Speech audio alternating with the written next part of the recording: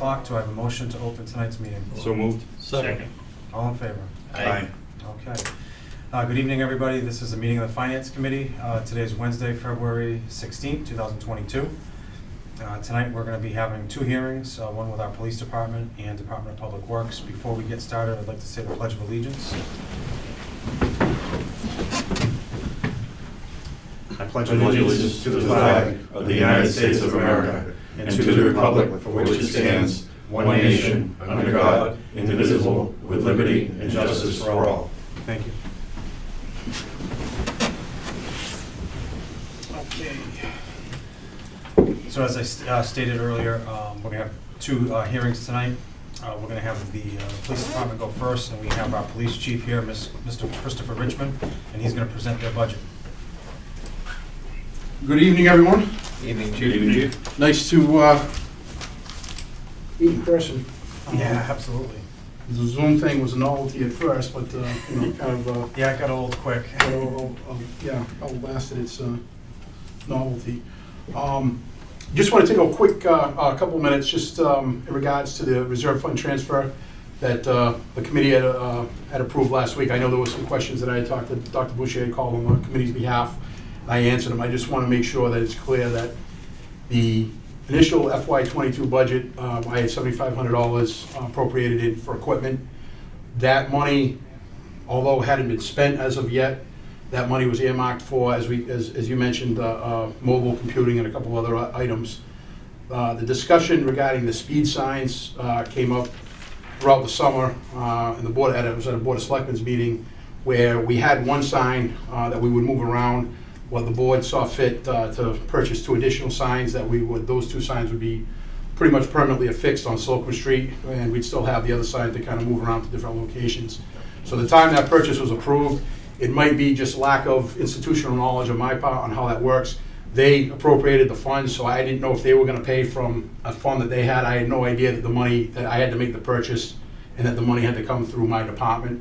So it wasn't as if they had given me the money to buy the signs and I spent it on something else. I had money earmarked for something. Right. We agreed to buy the signs, and at no time did I indicate that I had that money in my budget. So I just want to make sure that was clear. If anybody had any questions on that before we... No, that was pretty much. Yep. Okay. Yeah, we were all comfortable with that. Okay, thank you very much. Back in December, I believe it was December, we were asked to prepare two budgets for the FY23. I can't believe I'm saying 2023, FY23, yeah, I don't know where the time goes, but we're asked to prepare two budgets at that time.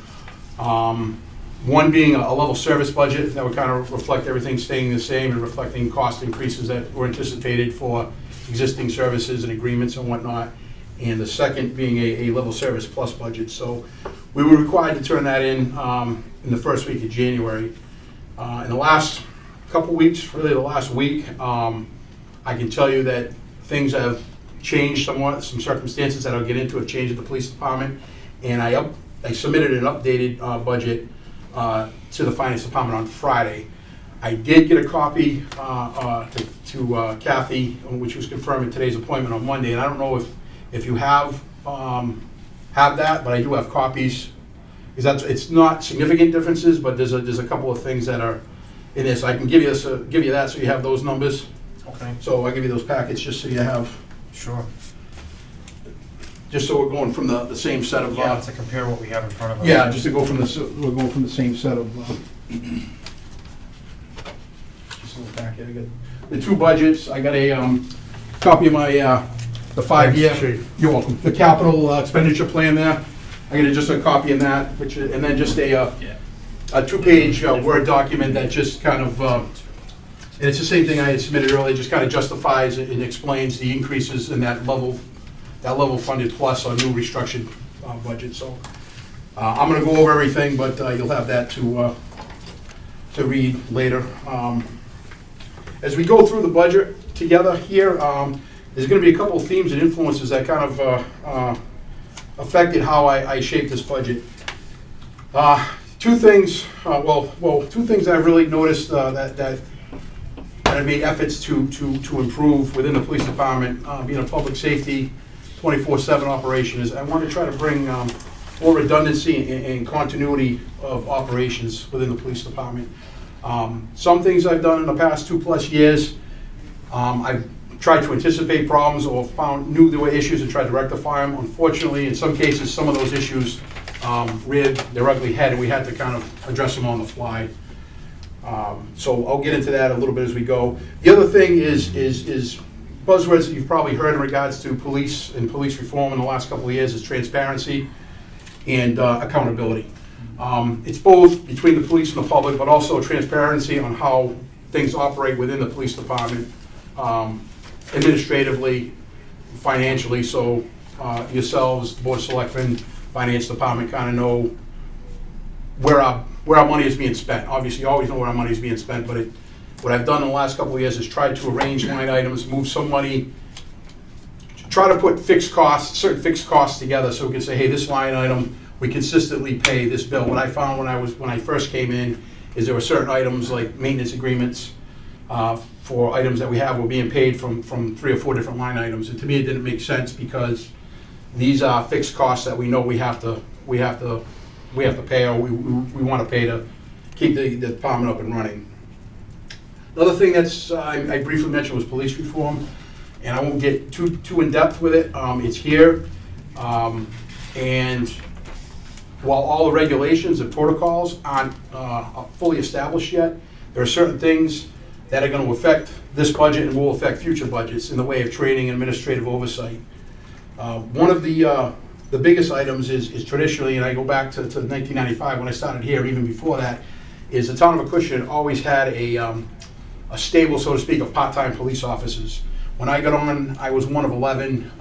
That's dwindled down over the years, but through Chief Poitras, when I first got on it, and Chief Alves, who I took the reins from, there was always 2 to 3 part-timers that had flexible work schedules, that if the need were there and we needed them to supplement our force, where somebody was out maybe on long-term injury or military deployment, these part-time officers would go from working maybe no hours to 8 hours a week, they would go to 32, 40 hours a week. And what would happen there is that would save us money in the long run, overtime. Through attrition, the amount of hiring we've done in the last few years, and through the regulations that have been put forth through police reform, part-time is no longer a viable option. There are no longer any part-time police academies. We were lucky enough the last 4 years, the last one being in 2020, to host a part-time police academy here in Acushnet through a regional organization. There are no part-timers, and the state basically is looking to dovetail the level of training where there's only one level of training, which is probably the way it should be. Part-time, where they're not going to discern between part-time and full-time. Is it existing part-time officers on departments, of which we only have one now, are required to go through additional 200 hours of training over the next year. Well, it's over the next 3 years, but they divided the population of part-time officers into thirds. So the one officer we have will have to complete that training by June 30th of 2023. So I'm not overly concerned with that, but the loss of the part-time officer, we felt it a little bit in the last few years, but we're not able to bring that in anymore. And it hurts us, number one, obviously, in the immediacy, as far as overtime and as far as replacing people that are out, but it also is going to affect our hiring process. Because when we hired full-time officers, they always came from the part-time ranks. And we always saw the part-time officer program as almost like an extended job interview, where hey, do they like the job? Can they do the job? And it was kind of a way to both sides to kind of feel out the candidate coming in. Do they want to do the job? As many part-timers, as many full-timers we've had, we've probably had 5 or 6 times that number of part-timers just in the time that I've been here. They've either moved on to other departments or just moved on to other professions altogether. So when it comes time for the hiring practice, the hiring of full-time officers, which I'm going to get into, we need to do pretty quick. It's going to be a little bit of a more in-depth process. We've always prided ourselves on the background checks that we've done, and we send them for all the requisite medical and physical and psychological exams. But there are that extended interview, we knew who we were getting on the list. We knew who was there. Going forward, while we might know names, we're not going to know job performance and job level. So we're gonna have to put a little more into our background checks, which we're prepared to do, but the hiring is gonna be challenging. The number of candidates interested in joining law enforcement, not just in Acushnet or Massachusetts, but nationwide, is on the decline. And you can imagine for yourself what the reason is. Most of the people, or most of the candidates that took the recent state police exam, the scores just came out, were existing municipal police officers. So where Acushnet, like every other jurisdiction, is going to be jockeying for position to get candidates in here. So we've been pretty lucky. If COVID was good for one thing and one thing only, I think it kept a lot of our people kind of to stay put, to kind of like, let's see how this is going to play out, rather than move around. I'm going to take what I have. But I've recently been advised that there's 2 of our offices, full-time offices, excellent full-time offices, that are in the final stages of the hiring process of the state police, with an academy that's tentatively scheduled to begin in May. On top of that, also, which is why I've also been advised that 2 of our officers that serve in the military have at least received preliminary indication that they may be activated for a year-long commitment, again, sometime around May. That hasn't been confirmed as of yet, but there's a good chance we're going to lose 2 to the state police, and there's a better than average chance that we're going to have 2 more that are going to be out of commission from here for a year. I'm more concerned about the 2 we're losing and doing what we can to kind of recoup that, because the hiring process, without going into a tremendous amount of detail, I'll get into the budget in a minute, I promise. I apologize, Dan. I should have went first. The hiring process, just for everybody's edification, is we're civil service, so the training is very contingent on when we can get an available seat in a police academy. And then once they even get out of the police academy, we have a 12 to 16 week FTO, field training officer program, that these officers are going to have to go through. We were able to abbreviate that when we had part-time officers, because they had already worked a significant amount in most cases. So they had already worked out the kinks. They knew where the town bond was. They knew this. They knew the lay of the land. But there's a good chance we're going to be bringing in people that have never worked as police officers before. So that FTO program is going to become very important. Right now, just before I came in, the soonest we can get somebody into a police academy right now is August. And that's Boylston. I'm not inclined to send somebody from here to Boylston for a police academy. The academies we normally use, Randolph, Plymouth, and we've used Cape down on the military base down there. While they haven't formally announced yet, it looks as though that at least 2 of those academies would be going in around September-ish. It could be late August to early October would start then. So we wouldn't be seeing, in reality, we wouldn't be seeing anybody we hired out of the academy until this time next year. So we have some challenges. I mean, there's other options that are there which we don't need to get into, but that's some of the challenges that I'm looking at. So the first budget that I had, when I first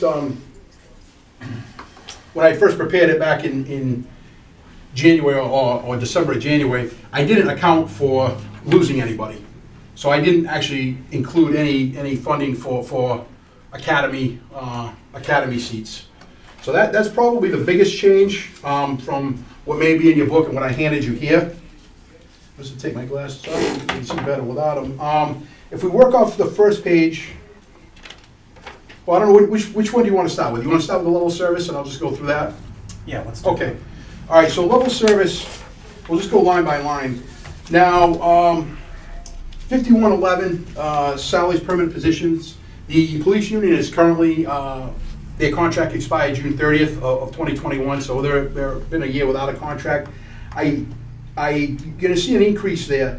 That increase is basically a contractual increase based on step raises, where somebody goes from, say, year 2 of service to year 3 of service, and also some added educational incentives that have been earned during the course of the last year.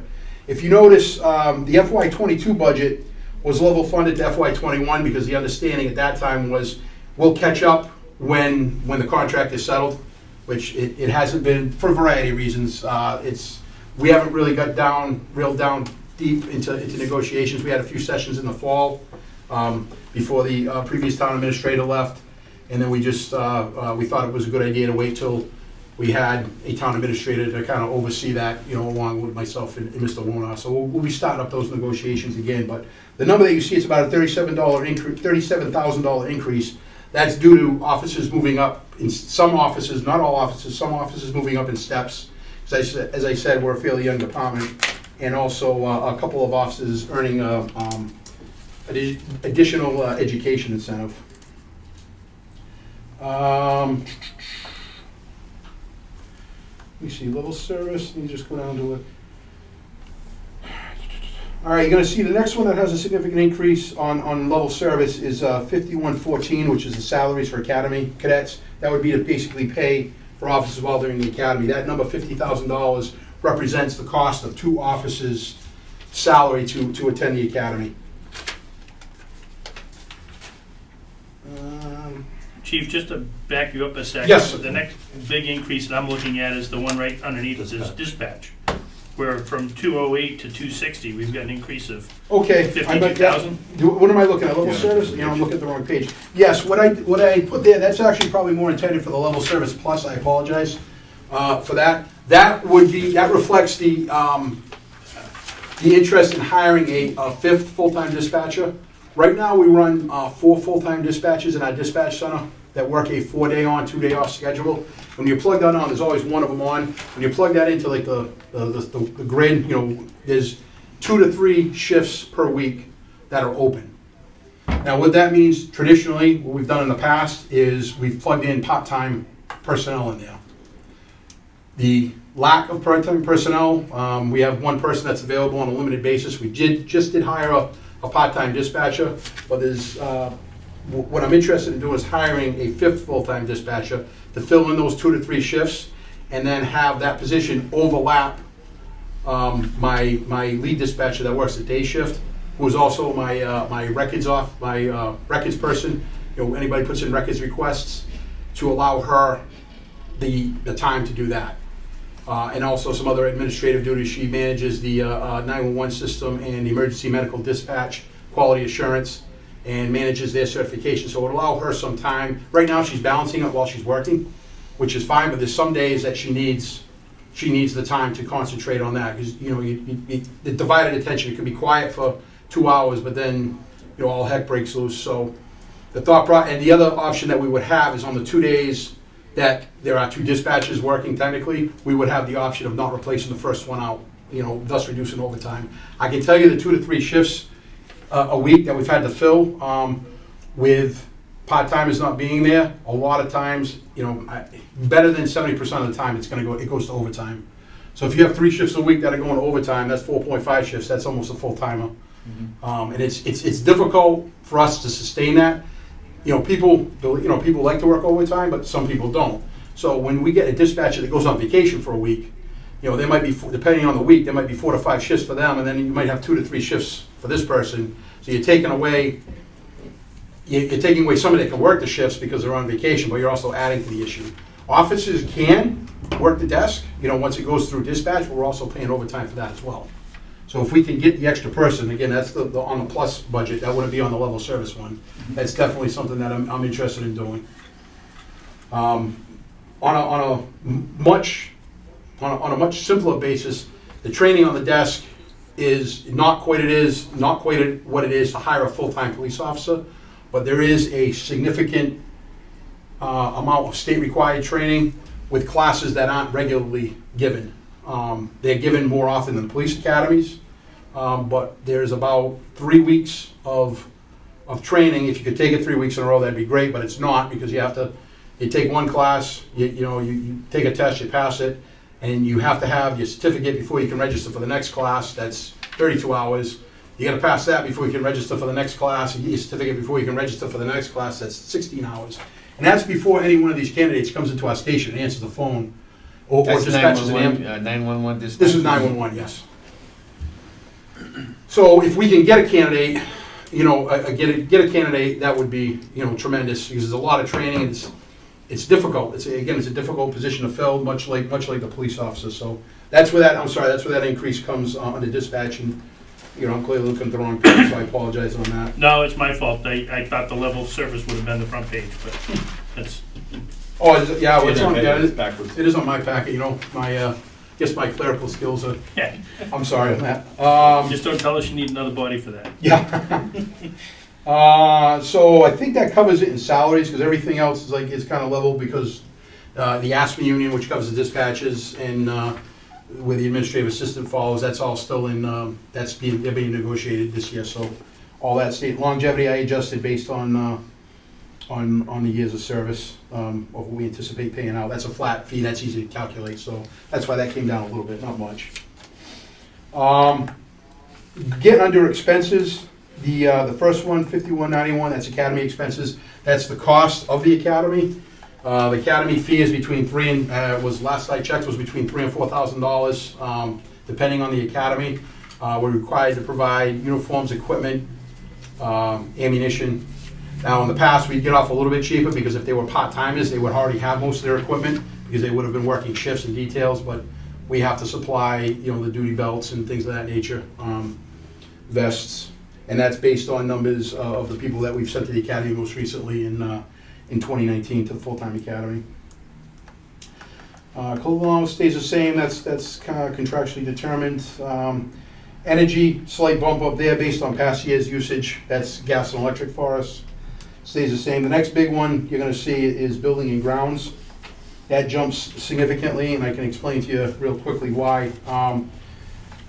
As I said earlier, redundancy and continuity of operations, you know, I'd like to say that I've instituted a few things that have made things a little better. One of them being a web-based platform for our policies and procedures, rules and regulations, versus the 3-ring binders that we would hand out that would get lost, pages would get lost, everything's online now. That's independent of this. We've implemented an online system on how we fill shifts, rather than just generating a handwritten list and making phone calls. Couple clicks and it goes out automatically, text squad to the phone, so it's made things incredibly easier. On the back end, invoicing details, it's made things tremendously easier for my administrative assistant. Well, the biggest increases on building and grounds, number one, we replaced back in June, our uninterrupted power supply that powers our dispatch area, powers all the computer servers, the radio hardware. That failed. That was one that was installed with the building. That failed, but it failed in such a manner that we lost power to dispatch for as long as that was down. We actually had to have an electrician come in and physically cut the UPS out and direct connect us to get us back online. We were without power and dispatch for probably about 6 hours. And luckily we were able to get, you know, work with Jim Moran, he was able to get an electrician down there promptly to get it done. So we've since replaced that uninterrupted power supply by working with Chris Oliver, who was the IT person here with the town. And 4,000, that's already been bought and paid for, so to speak, but the maintenance agreement on that is about $4,300, a yearly maintenance agreement. And then with that comes a 4-hour response time. So in other words, if something were to happen, this is a different device, there are bypasses designed into it now, so we shouldn't have the problem. But that problem was significant, and you know, for a little while when they were doing the work, we were running extension cords, you know, to other parts of the building. It was a nightmare, and for a really a state-of-the-art building, a 911 center, I mean, we got very lucky in that it wasn't during a storm or during a busy time, and there wasn't a critical incident. I mean, there's redundancy with 911 and backup independent of this, but it really hampered our efforts. So $4,000, $4,300 of that increase is due to the maintenance agreement for the uninterrupted power supply. There's another $4,500 addition. It's a maintenance agreement for our video and camera system. As you can imagine, we have a number of cameras inside the building, outside the building, and we've had some of them begin to fail here and there, and the cost of replacing them and having them come out. This maintenance agreement includes the cost of any labor, which is tremendous. Matter of fact, I have a company coming out to replace a monitor in one of our interview room cameras. As part of the job, you know, pretty much every interaction that we have with people is recorded. Certainly interviews with suspects, you know, are recorded, and that's actually the preferred method at court, that we produce videos of our interviews to show that, you know, we were on the up and up and that what we say in the report actually happened. That's only magnified in the last few years with the changes that have happened. But also, the video system covers our cell block.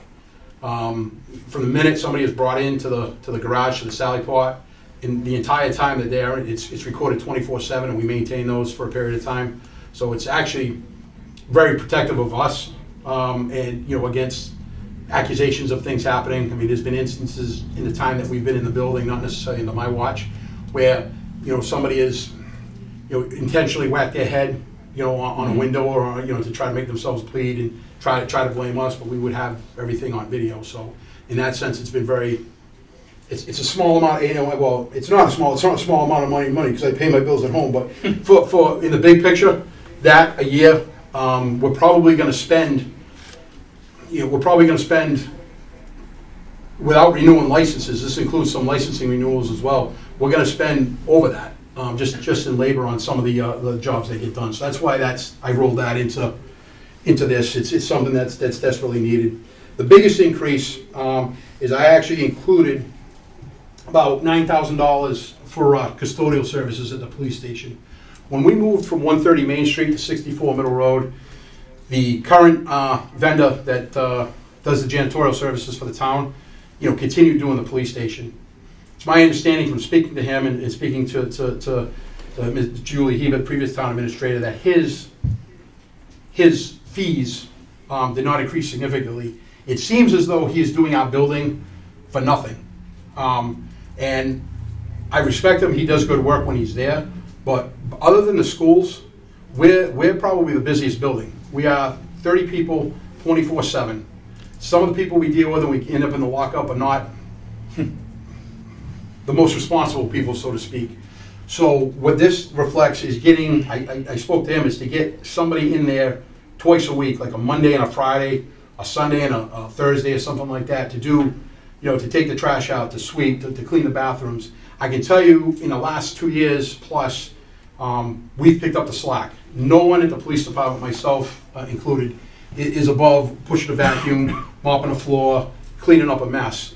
But when it becomes the norm, I can tell you within the department, some people it becomes a morale issue. It's not my job, but hey, if the garbage bag is full, somebody will bring it out. When the garbage bag is always full, or the bathroom's always a mess, or we have a meeting in the front, or a class in that front classroom, and you have 30 people march through the bathroom, during the course of a day or 2 days, it needs to be addressed.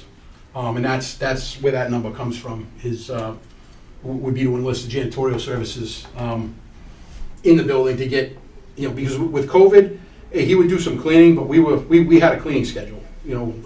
We had, thanks to Chief Gallagher, we had the sprayer, and some other items, and the wipes we were wiping down the cruises, which the vendor wouldn't be responsible for, but we picked up a lot, and I'm not saying that we're not gonna do it, but it needs to be done. It needs to be on a regular schedule, and it needs to be somebody in there going in there regularly, because I can't imagine, this building or even parting ways, seeing a janitor maybe once a week. I don't think that would go over very well. So it becomes a safety and cleanliness issue. It also is a little bit of a morale issue.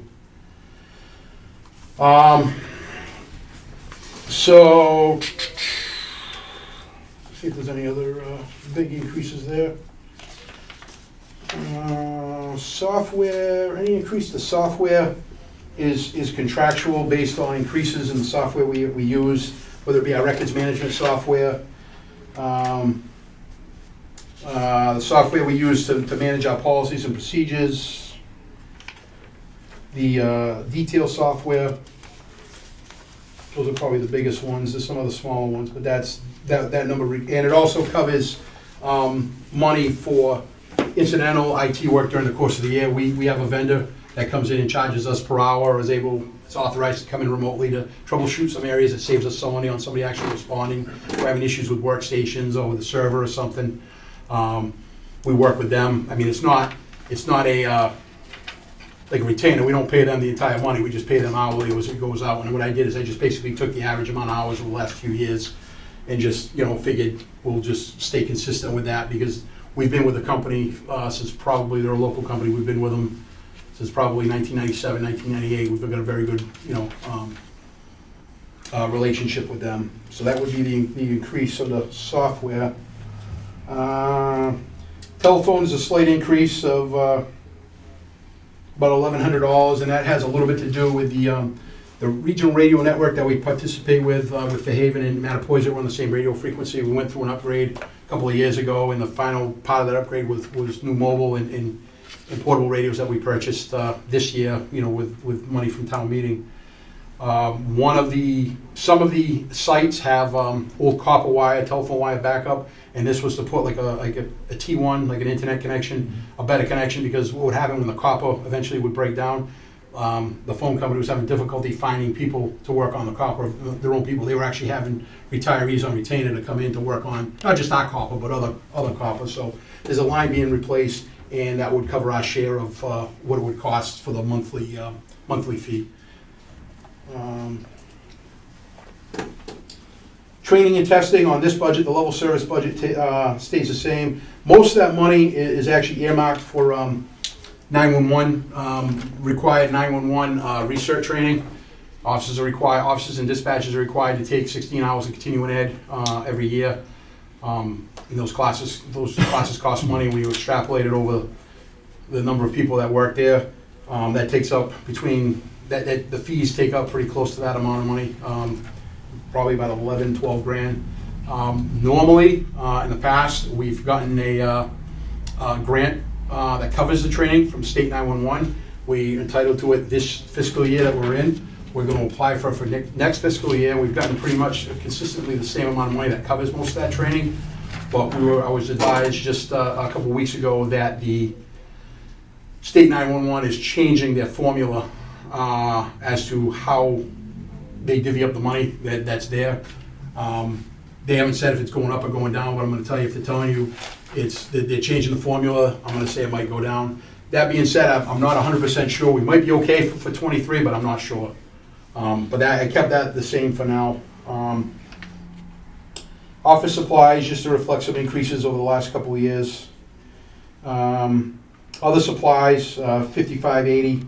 Hardware lockup, some of the things we pay for out of that, it's kind of a little bit of a catch-all. And when I say catch-all, I don't mean it's like, 100% discretionary, but some of the things we pay for out of that line item is lockup fees. If we arrest somebody after hours or on the weekend, we don't hold them at our station. We transport them to the Ash Street Regional Lockup that the Bristol County Sheriff's Office maintains. They charge us, per night, per person. So that's probably the biggest thing that comes out of there. Ammunition we purchase out of there. PPE, if we need it, comes out of there. Evidence collection, patches, we just had to order new supply of patches, med supplies. We use money in there sometimes to evidence collection. But that's as much of a catch-all. But I said the biggest fee out of that is the lockup. So, but that number's staying the same as it was in previous years. I think everything else, let me see, dues, member subscription, there was some increases in some of the associations that we're part of, that I'm part of, and the department is part of, some slight increases, so that's where you're going from 6,000 to 6,350, so it's an increase of 350. One of the things I added in there was bid list. Danny, cut that off your list, is the Greater Boston Police Council. It's a bid list where we're able to get on the state bid to be able to purchase items and purchase services through that bid list at the state set rate. So even if it's a larger, for instance, cruises, we either go off of that or we go off of Plymouth. Sometimes there's a slight difference, you get a better deal.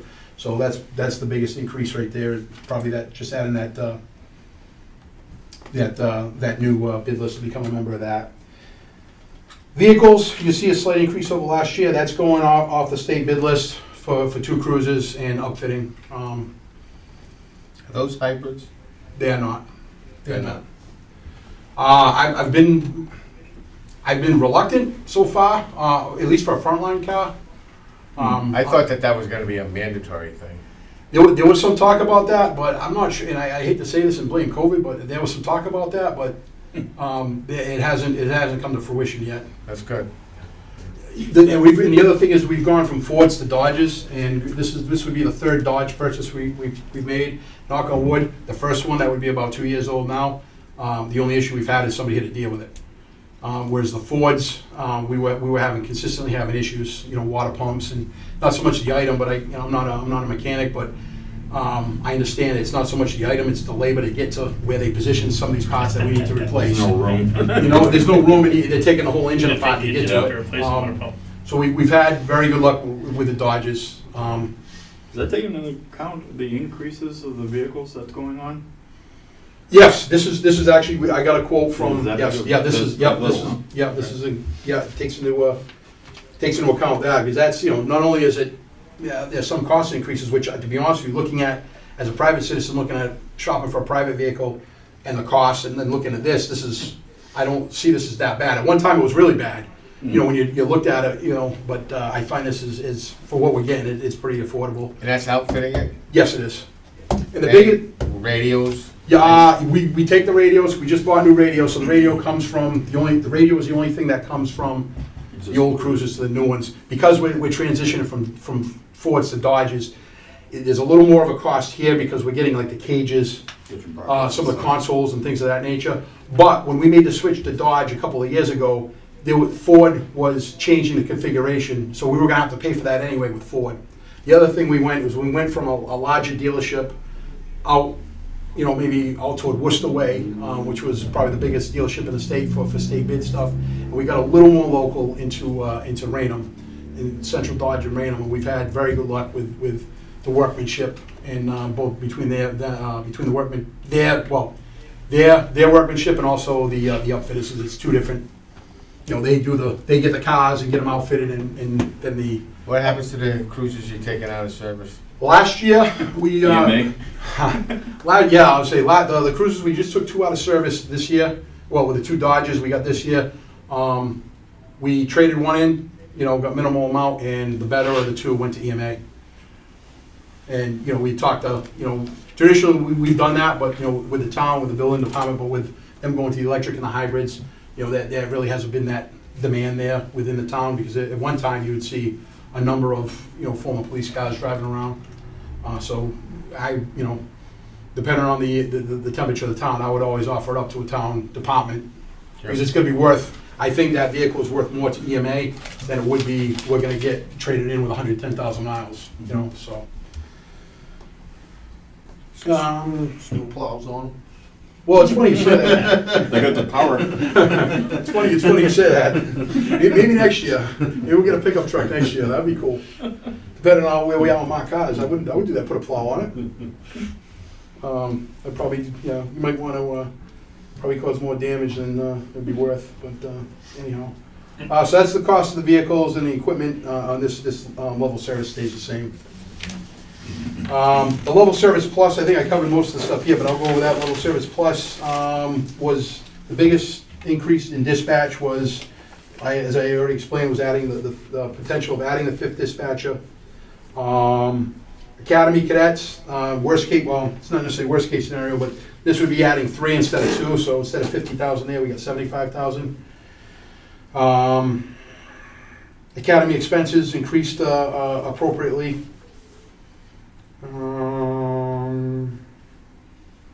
I think everything else, let me go down, no.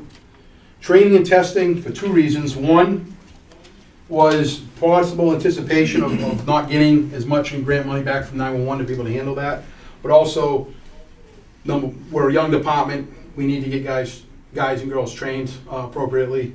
Also anticipating potentially new people coming in. I mean, we could have as many as 3 people, and that's not even counting potential retirements, which I have no reason to believe anybody is going anywhere, but I know when I'm within, I can see the light at the end of the tunnel. Not sure if it's a freight train or if it's the light at the end of the tunnel. I know there's officers that are in the same boat as me that think the same thing. I have no reason to believe anybody's going, but it's always potential. Sure. There's always potential. There's also potential that maybe that 3rd or 4th person that's on the state police list that might be a little further down that might be going to another academy. We're going to be bringing somebody in. I don't know. The other thing was potential having money in there for potential for an assessment centers. For 2 reasons. One, as you know, the police department is still civil service. Our promotions, our hiring, our promotions are based primarily are based on civil service. For years and years and years, it was always the written test. Now, it seems as though the state seems to want to get out of the test business, but they want to stay in the civil service business. So what civil service affords you the opportunity to do is hold your own exam. It's an assessment center. Basically, it's a number of exercises, might be some writing exercises, some role play, and they use that to determine a civil service list. It's done within the purview of civil service, but we have to pay for that. I can tell you, and it's, you know, again, take it from who's saying it, we did that for the police chief's job. Before any of the scores came out, the four of us that took that exam sat in that room and looked at each other and said, hey, no matter how this comes out, it was a great process. It was very thorough, to the point. They kept you on your toes, and it was all very, very practical to the job. So what I'm interested in doing is having some money in there. I don't know that we'd be able to fund it all from there because of other costs, but I'd like to have some money in there for, number one, hey, in the chance we need a sergeant, but there's been some preliminary discussions with the Board of Selectmen going back, 2 years, about a second in charge, whether it be whatever you want to call it, a deputy chief or a lieutenant. Because right now it's chief and then it's sergeant. You struggle to find a department that is our size or even smaller that does not have a designated second in charge that's a non-union salary position, like outside the union. Like basically, and everybody there works hard and they'll do anything I ask them to do. But there's some things that you need somebody that's quote unquote on your side, that's outside of the union. For instance, a lot of the requirements, luckily we don't have many issues, or we haven't, but with police reform, there's a big, big drive with internal affairs. Now, I've done it when I was a detective sergeant. It didn't come up very often, but you get charged with it, and it's a difficult situation because you're in you work with these guys on a day-to-day basis, but now you're charged with investigating them. My idea with this second in charge as executive officer, their primary role would be as the investigator, the IA investigator. They'd also be able to help with other things, but that's just one of the things, because right now I'm the investigator as the chief of police. So that's like the judge investigating the crime. That's or if it's, God forbid, it's something that's real serious, we'd have to hire an outside vendor to come in if it was something that was real bad, which some departments, even larger departments with internal affairs divisions, on some occasions do. I'm not interested in doing that, but I'm interested in getting somebody out of the union. It would also create that position, and again, it's not reflected in this budget because most of it's going to be salary related, and it's more of a discussion I need to have with the board to really define the position. But that's my train of thought. The point would be I need somebody out. Because when I'm not there, I designated a sergeant to be in charge. I defer to the senior sergeant that's working, which is fine, to sign bills, to sign payroll, and make decisions and whatnot. But listen, I don't go on vacation much. But again, getting back to that continuity of operations, if something happens to me, it's going to be a rough patch. We'll get through it because I'm not that. I don't think that much of myself in that. Hey, the Acushnet police isn't going to close because I'm not there. But it's a bump in the road. If I'm on vacation or if I'm away, it becomes difficult to try to manage things from afar, so to speak. The other thing it does, it kind of creates a little bit of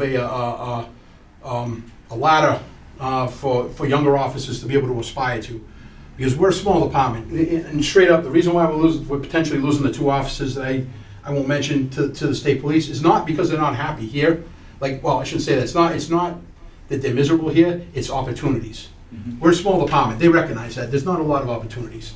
We do have sergeant's positions, but once you get there, that's that. I mean, we do have a couple of detectives, but it's a small detective division.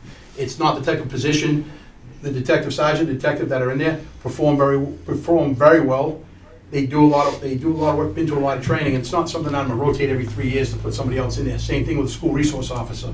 There's a amount of training and building relationships. So those aren't the positions I can rotate often. It's not like I'm going to rotate somebody on a yearly or bi-yearly or 2 year or every 3 or 4 years. It's longer than that. It's probably 5, 6, 7 years, before somebody gets rotated out of there. So I think one position within a department of 20 full-time would be significant, based on the age of the department. So, officers that maybe have 3, 4, 5 years on, they say, hey, listen, I'm not gonna become that deputy chief next year, but you know what? There's a sergeant that'll become that deputy chief, and I might get the sergeant's job, but I might not get the sergeant, but the detective or the school resource officer or the person on the day shift that goes to the sergeant's job will open up that position. So there's we're very much a cascading effect. So that's probably more of a discussion to have for the another time, but that's, in a nutshell, why you're gonna see that increase on training is to account for that assessment center for that position and/or, potential sergeant if there's an opening, but more so for that position.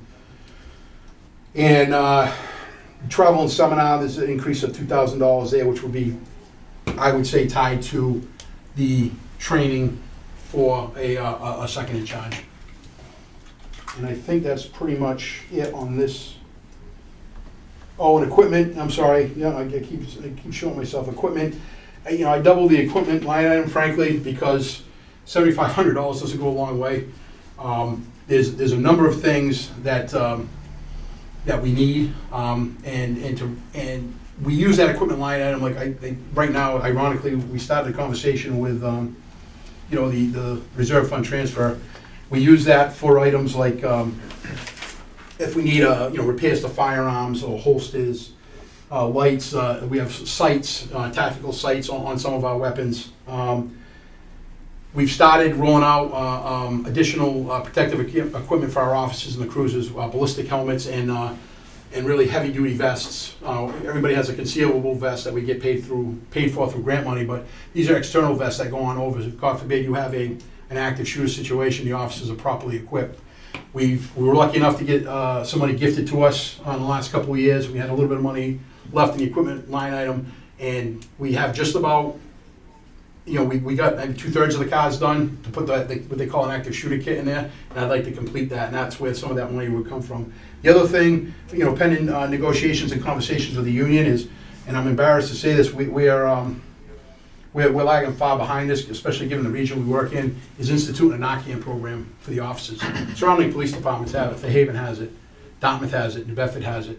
Acushnet's not immune. A few years ago, the purple flags that Chief Gallagher was putting up over there, we're not immune to it.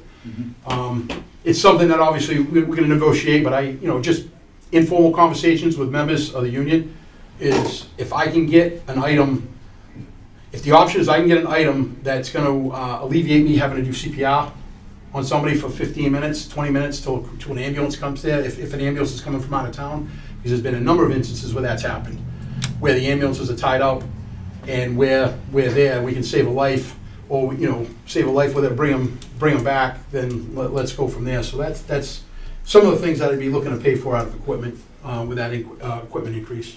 Wouldn't something like that be covered by a grant? It could be, but I mean, the initial purchase is, but like everything else is, it gets used and there's a shelf life on it. I'm not sure if it's renewable or not, but that's some of the items, and I think we mentioned, I mentioned to Dr. Boucher, one of the items I'm gonna purchase a few of the test is a new less lethal device. It's called a bowler wrap, which we have the tasers, which we might be looking to replace, not with this, but newer tasers. But the bowler wrap, it actually shoots out like a 9-foot Kevlar cord with weighted ends. It's actually a pretty good device. I mean, I'm sure it's not foolproof like anything else. There's situations where it's not going to be able to be used, but it basically wraps the person and gives the officers that time to gain control of them, to be able to handcuff them. It's another less lethal device that, in this day and age, that we need to pursue. So that might afford us the ability to buy a few more. I don't anticipate, out like the tasers, each officer is issued a taser.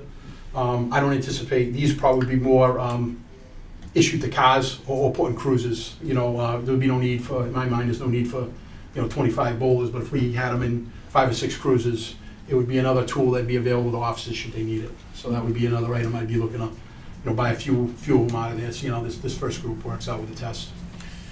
Question, Chief. Yes. Just curious, has there been any discussions, or I don't know, obviously we'd have to go through your union and everything, but as far as equipment, like body cams, I know the state is kind of leaning towards. Yeah, I'm glad you brought that up, because I have that on the 5-year plan as like FY24. There have been some grants that have been out there, but the grants, the state grants that have been out there have been tied to, you have to have the union sign off so to Right. speak. We are in negotiations now, and the conversation is being had. You know, and that is gonna be part of, you know, I'm not tipping my hand, that's, the discussion's already been had. But eventually, I they're think the gonna state's be gonna mandatory. Yeah. So I think the time to get in on them, or at least the time for the union to sign off on them and have some say perhaps in the policy. Any idea what those cost? I put a placeholder in there for about $100,000. The cost is gonna be variable because it depends on what method of storage that you use. There's some places that recommend they use on-site storage, some vendors where you get another server, and then there's some that are cloud-based. The cloud-based seems to be the best, more affordable, but the grant, at least the one grant that I read through, there were two, the one that I read through specified on-site storage. So there certainly will be grant money at the state level. As a result of police reform, there is a committee studying body cameras, and they're supposed to be coming out with recommendations, which, I know the state police just got them. yes, state police, I know a number of departments are testing them. Boston. Yes. I work in Boston. You know, if you would've told me, you know, like 20 years ago, I would've been like, yeah, I'm all set, like I was all set with it. Yeah. But hey, see, not just because of the position I'm in now, but it's so easy for someone to say something, and then it become the truth. Come to your butt. Yeah, and I can tell you, you know, I did a couple of webinars with one vendor, and they had a telling video a segment, and the way the body camera works is it's always buffering, it's kind of like always recording, which sounds scary initially when you mention that to anybody, but it's buffering video, not audio, and it's just always overwriting. So when you hit the button to go on, it automatically saves 30 seconds before. So you know when stuff The goes bad. situation happens, Yeah, by the time you hit it, you may, in some cases, there was an example in Baltimore, it's a great video, where they're chasing a suspect turns, aims the gun, and gets shot, then the officer hits his body camera. Didn't have time to put his body camera on, because he's chasing the guy, didn't expect him to turn and fire at him. It happened, you know, like that. right? So that buffering actually caught him running, turning, holding the gun, and that saved, you know, they put that video out, you know, within hours, and that saved some of the issues that, you know, some other communities have not been able to, so. Cruisers have video? We don't, what I'm planning on negotiating in there is at least language for both cruiser and body. I'm not sure, I know one local department started with cruisers and is gonna segue to body. I think the body camera is more accurate for the officer's point of view of what they're actually seeing, you know, especially if something happens in the car and you're able to hit the button, you're gonna get the buffering of what their view was from inside the car, you know, their perspective. Right. So it's coming. It's you know, I like to say it's going to be mandatory, but you know, I don't know if it's going to be mandatory. You know, I don't think it can be mandatory without it being funded, and I'm not sure the state's, you know, going to fund it 100%. But and again, the body cameras, much like tasers, everybody that I know that's rolled them out to the department wide, every person gets one. And from what I've seen, they're pretty simple to use. You know, so they're coming.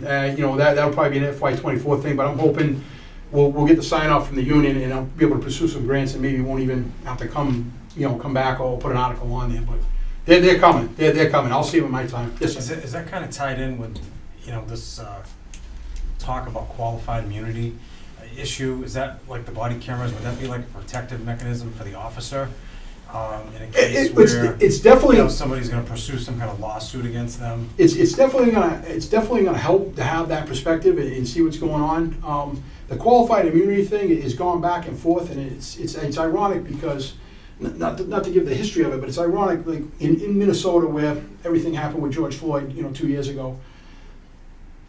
The reform that was passed there versus the reform that was passed here is unbelievable. You would think it was reversed.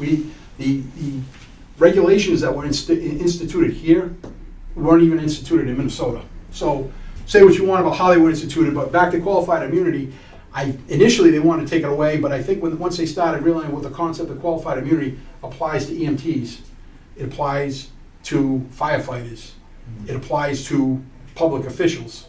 I mean, it's a huge deterrent, right? For Yes. Anybody who wants to go into that line of work, Correct. I would imagine. Correct.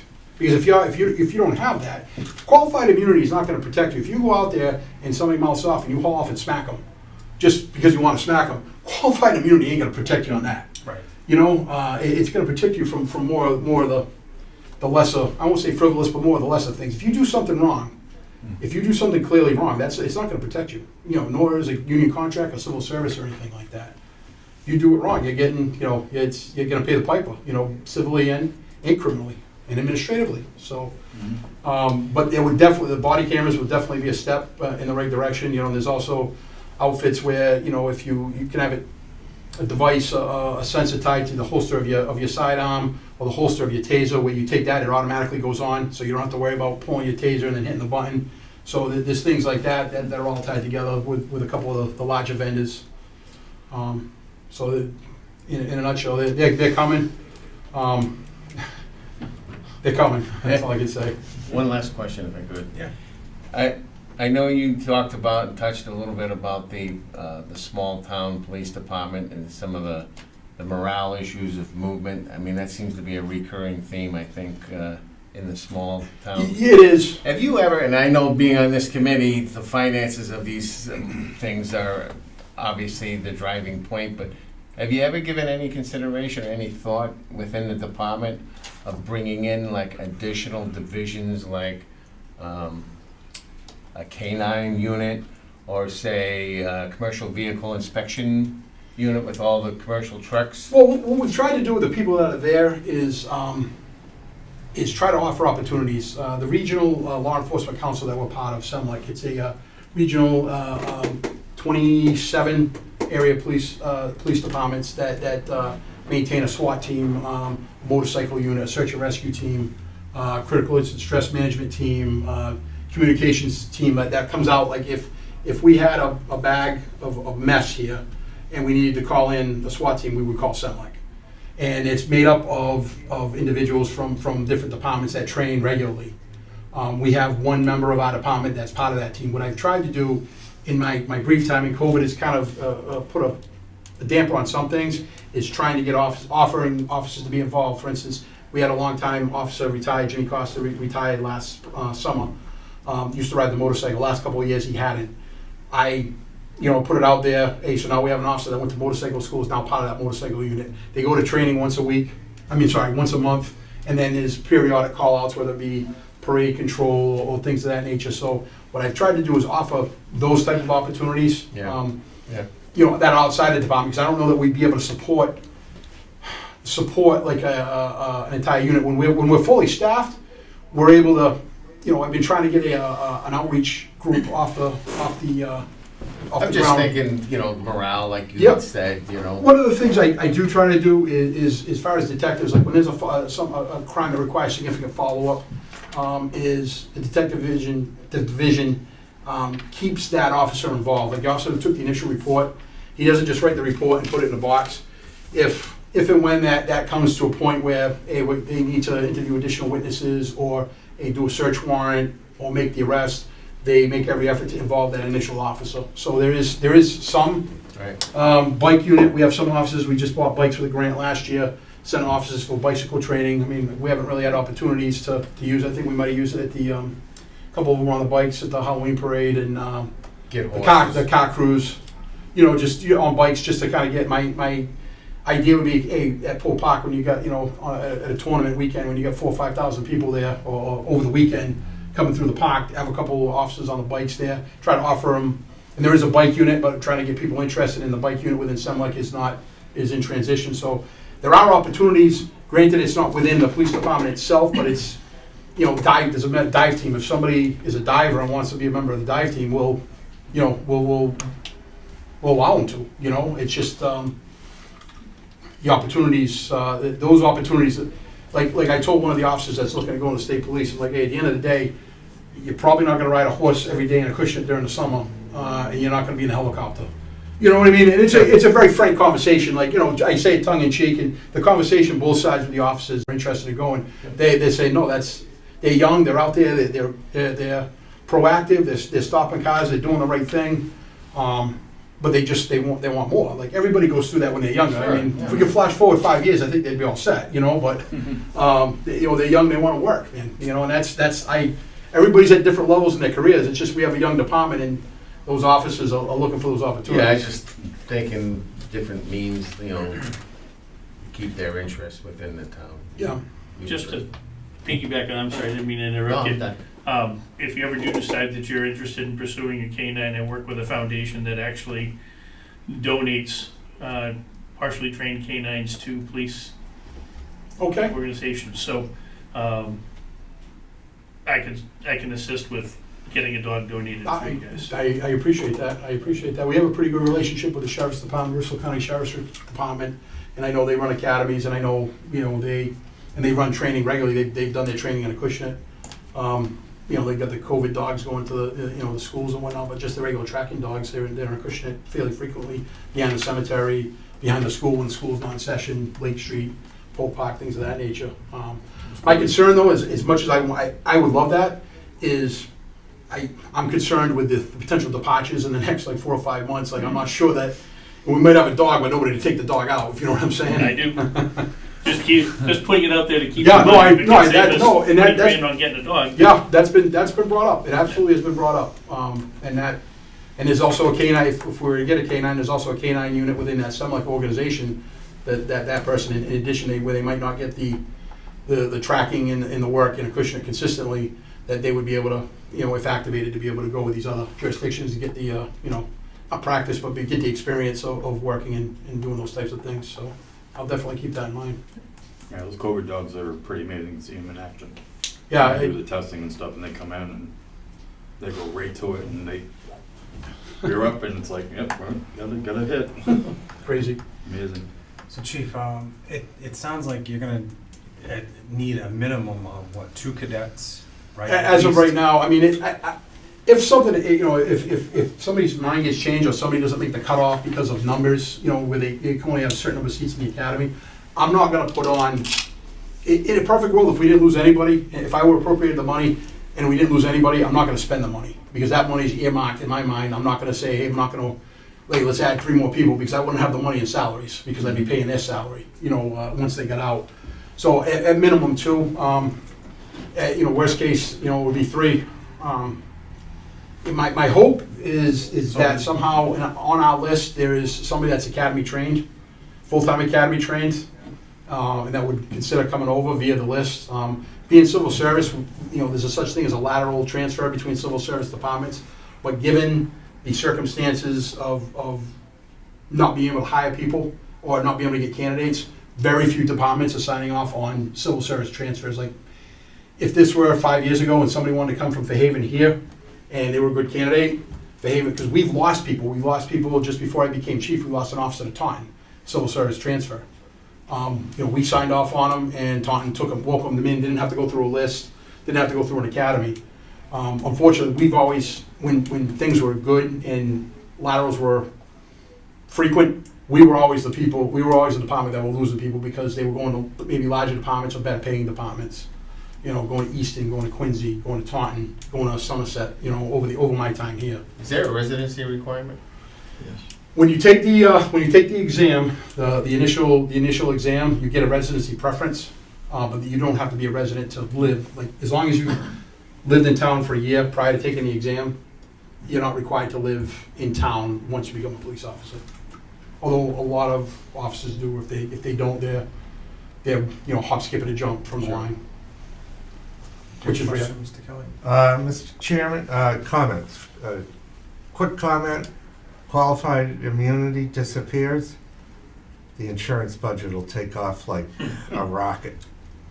Second thing is, I'd like to call the committee's attention to the overtime in past years. Yes. Look down, well, the reason for that, and I'm asking the committee to think globally. Traditionally, overtime is budgeted low. So you will see, if you looked at past budgets, it's around what the chief has budgeted now. But they run at a deficit by the end of the year.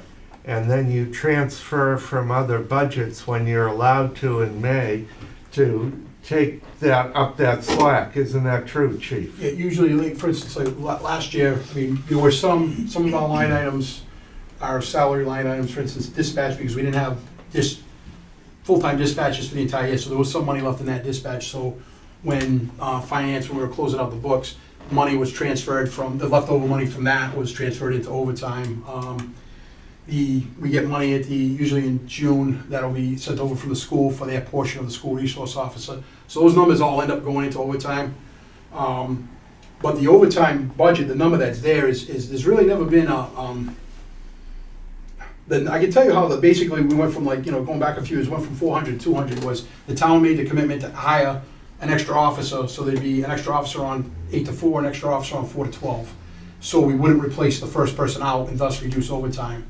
And then on the midnight shift, we hired they made the commitment to hire 2 more full-time dispatchers to go from 2 dispatchers to 4.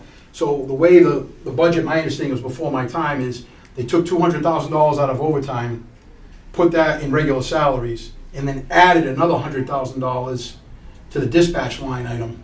So in order to save that $200,000 in overtime, they actually spent another $100,000. And I can tell you, in my time as chief, and also my time working, the overtime there isn't coming in to sweep the garage on Saturdays.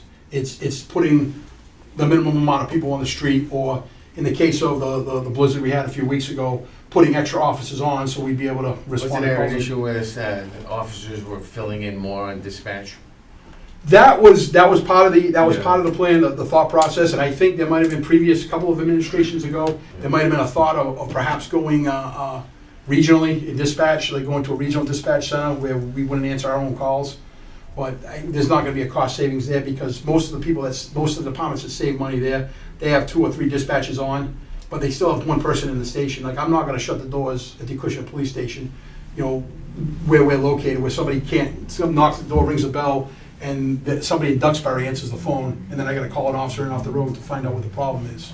But bottom line is, when you look at some of the requests that the chief has been making, and you look at the difference between that 400 plus and the 250 plus, with the request he's making to fill those holes, and part of it is to control overtime, that's the advantage.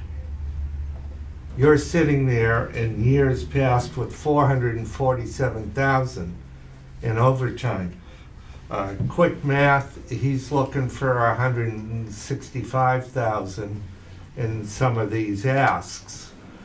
Add that to the 250, and that's if you're not having any problems with anybody with health or any of the other things.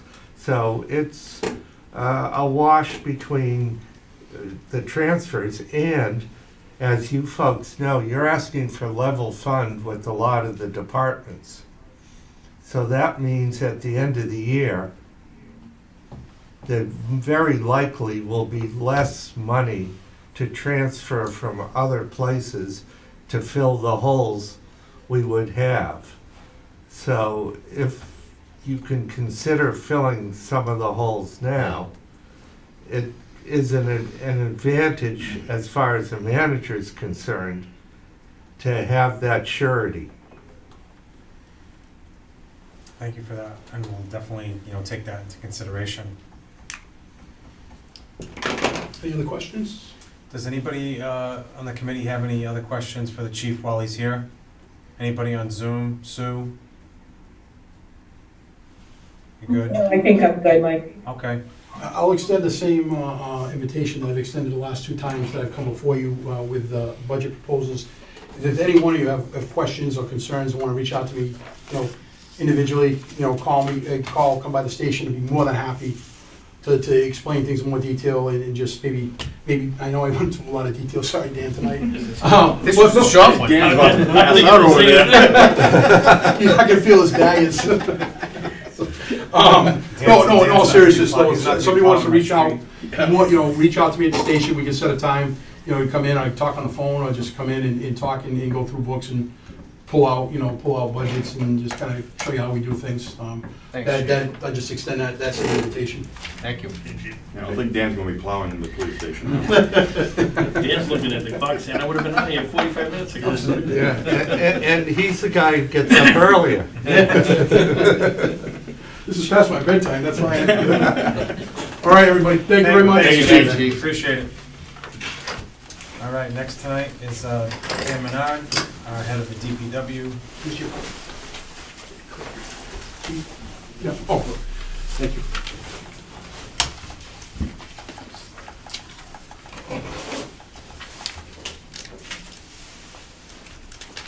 Guys all set with my budget? We're good? All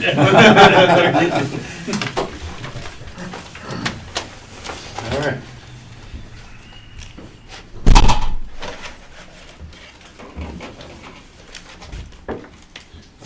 You guys want to start with the highway and kind of, Yeah, you let's- guys get it the same way I have it? Yeah, we have, I think, highway And first. snow second. Yeah. I think they're all should be the same.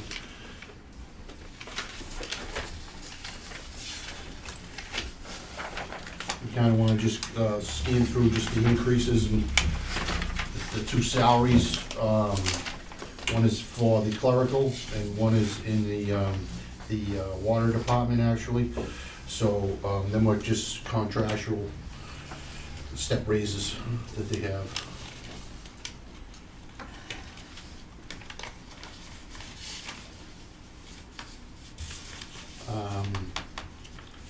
The next thing we have, the increases is the RMN building and grounds,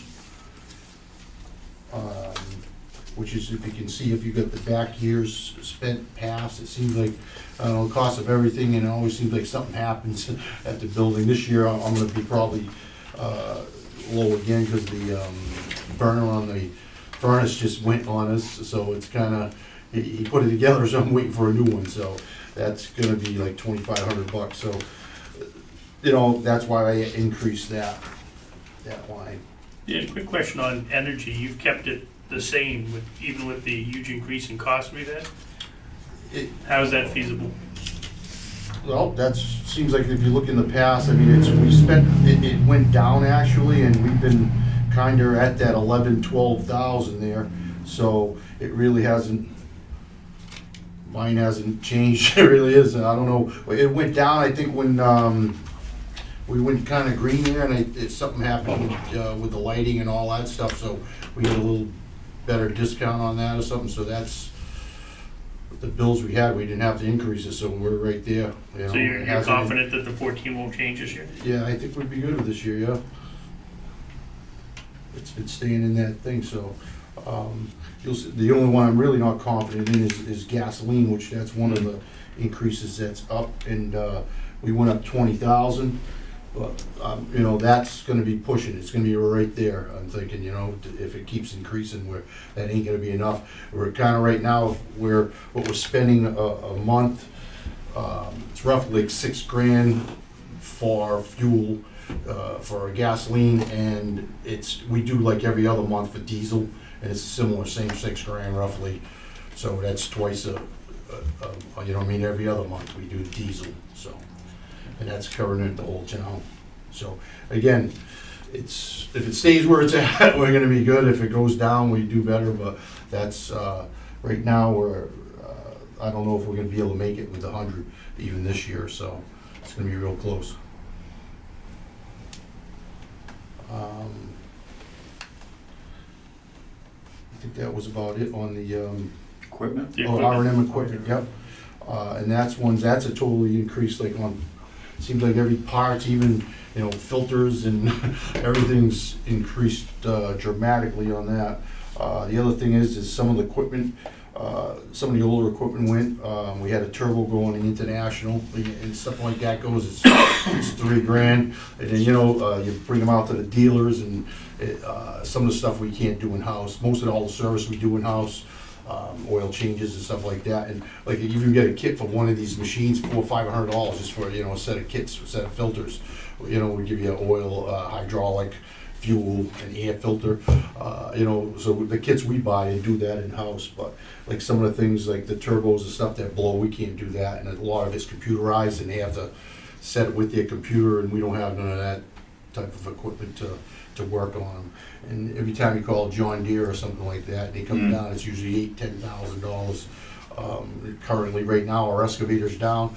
The turbo went They put a new turbo in, it wound up getting some oil into the exhaust, they had to take the exhaust out, clean the exhaust, they put it back together, the brand spanking new turbo is junk. So we're not paying for that, obviously, but now the mechanic's had to take that one out, we're waiting for the other turbo to come in. And that machine ain't even that old, so, you know, it's just, it's tough to, so that was the reasoning increasing the RM equipment. You guys see anything else on that you guys wanna talk about on the Road paving, road paving? we're staying the same with it? We stayed the same, yes, That's correct. selectmen, I think. Yep, That was the that's same. level. Yeah, You so sure? all the increases are basically due to inflationary. Yep, and again, 100% increase, but it's not, it's the same. so it's really actually, if you, it's level funded, but it's really a decrease. Asphalt's going up, I just talked to the guy at the plant, and, you know, he's told me it's gonna be anywhere from $2 to $5 a ton, you know, more for mix this year, so, you know, again, like the same, that 100,000 we got for mix ain't gonna go as far, you know, this year, so anything that's level funded that we did is really a decrease in, you know, what we can get accomplished, so, figured that, and again, like I said, you guys, I gave you that paper, and that's all the kind of stuff we have done this fiscal year. That's all the paving projects we did, and that's all the money. So far, I got like 65,000 left in road materials for this year, but that paper I gave you kind of gives you an explanation of everything we did and what we spent the money on. And this year, it kind of, we got some news from the Mass DOT that might be, the bridge, Hamlin Street Bridge, supposed to be going out to bid this year, so I don't think it's gonna happen to work on it this year, but it's gonna be happening next year. We already have a drainage project approved to do over there, so actually, I'm currently having manholes done, and I'm gonna try to get some out of this year's budget, but I won't have enough to get the manholes and the stone I'm gonna need to do this project, so some of that will come out of next year's fiscal budget to do that as well. So I'm gonna try to get that drainage in before they get over there and do the bridge, so hopefully in fiscal '24 or '25, we can get that road paved. That road's gonna be shut down for a little while too when they get on there, so I'm saying at least 6 months, they were saying minimum for that bridge to get done. Yeah, I don't know if you had any questions on, that's what we've done this, like I said, this fiscal.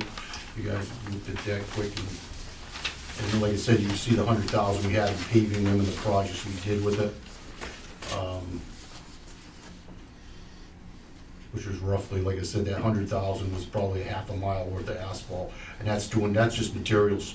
So we're doing it in-house, so just to give you a little, you know, cost of what it costs to do that type of work. That little section of Main Street was 30,000.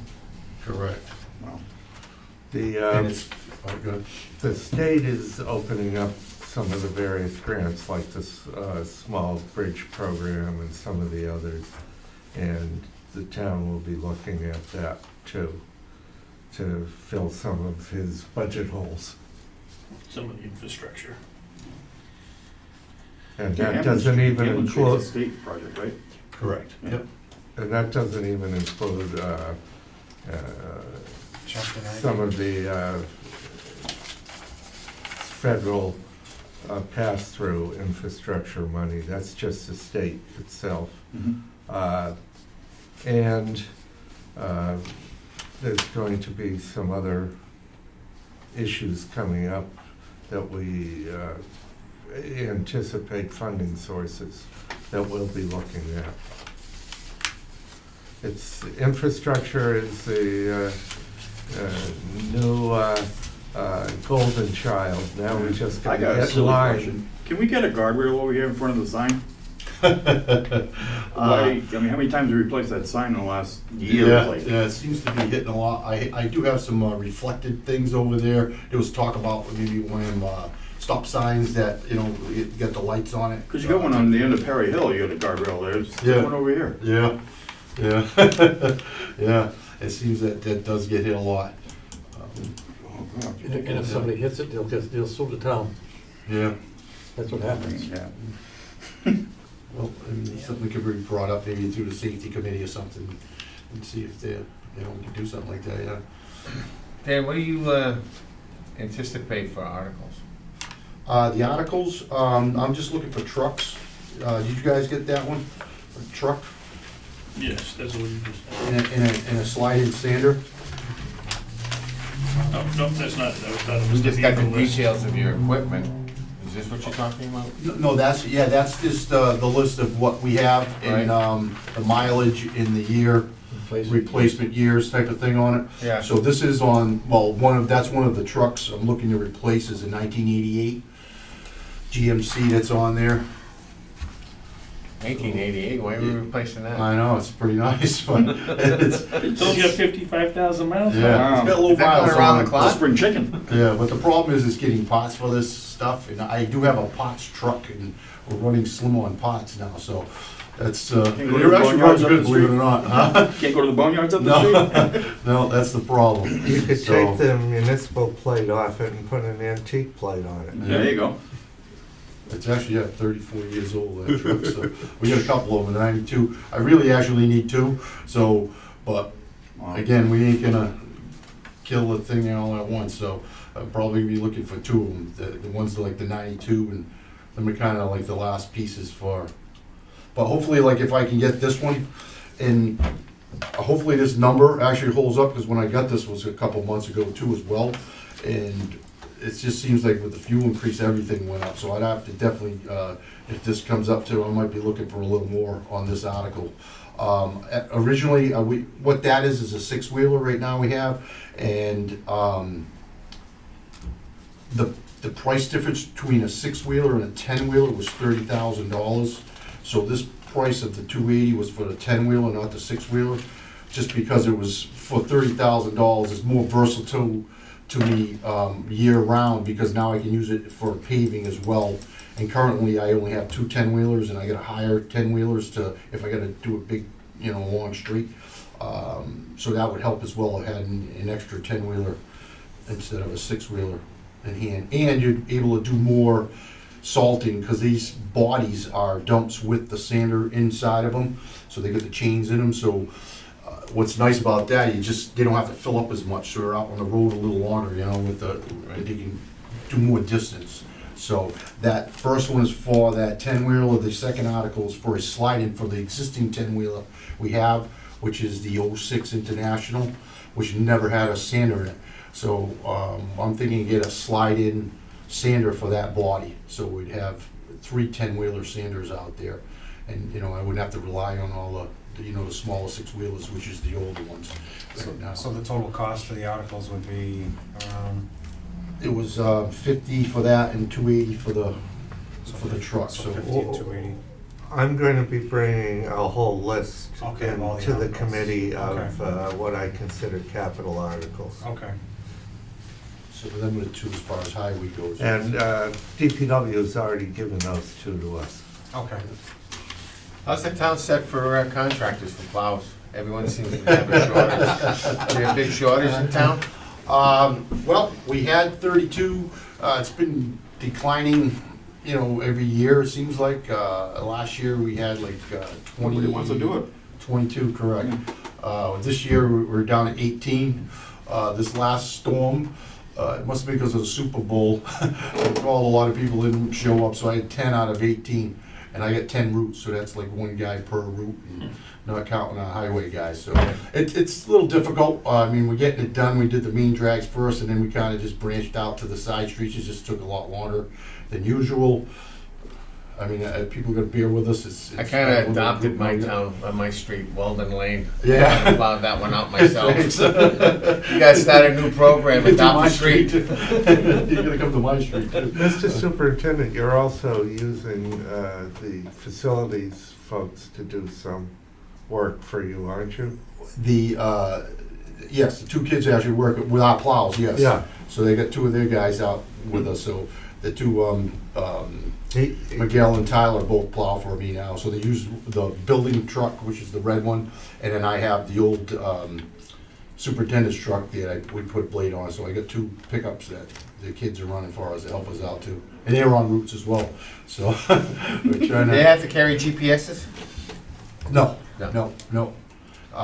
Before, again, this has been difficult, like I've been out there, usually if we had 32, I'm in a pickup, I usually run the loader in case there's a tree down and I clean out the yard and then I go checking on all the hides and stuff, but like this stuff, I'm out actually in a plow myself, so I've been plowing, because we just don't have the manpower, so I've been out there with the guys plowing, so it's kinda hard to keep an eye on them, but, you know who's doing their route and who isn't, you know what I mean, Right. at the end of the day, so, and we get actually good hires, the ones we got. I know that was, in other communities, that's a deterrent.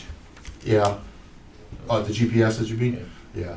I mean, like I said, I think we got a great bunch of hides. I just hope they stay on, and most of them are pretty good. I had a couple issues with a couple over the years, but for the most part, they've been really, really good. Okay. So you want to go on to the snow budget since we started talking snow? Which actually, again, we level funded. I can kind of tell you where we're at now. We're at -14 right now, but I did order salt today, which the salt, I ordered 450 tons, which is another like 23,500. So I'm looking we're gonna be like -40 on this budget as of today. With no With more snow. blizzards. Huh? Well, hopefully no more blizzards, yeah. So this would keep my salt bond. What I try to do is fill the salt bond at the end of the year anyways, regardless, because the price of salt always goes up. Last year was 45 a ton, this year it's $52.10, you know what I mean? So it's kind of to keep the bond full, so that at least the start of the season, the first season, you're getting the cheaper rate. So this should bring my bond up to full as long as we don't get, I think we're gonna get more storms, though, we're still early in the season, Got so all we're gonna March. definitely need a little more salt. Hopefully we don't, It's in Oh, all right. So- It's going up the binder. It's the same year to year. It's 110. yeah. I mean, again, that's something we've had the last couple of years, I don't think we were less than the 110, so, you can't really increase that on this, you don't know from year to year what it's gonna be, but. And that's a budget you can't decrease. I did not know that till you said that last week. Until, once you increase it, you're Yeah. stuck with that number. Yeah.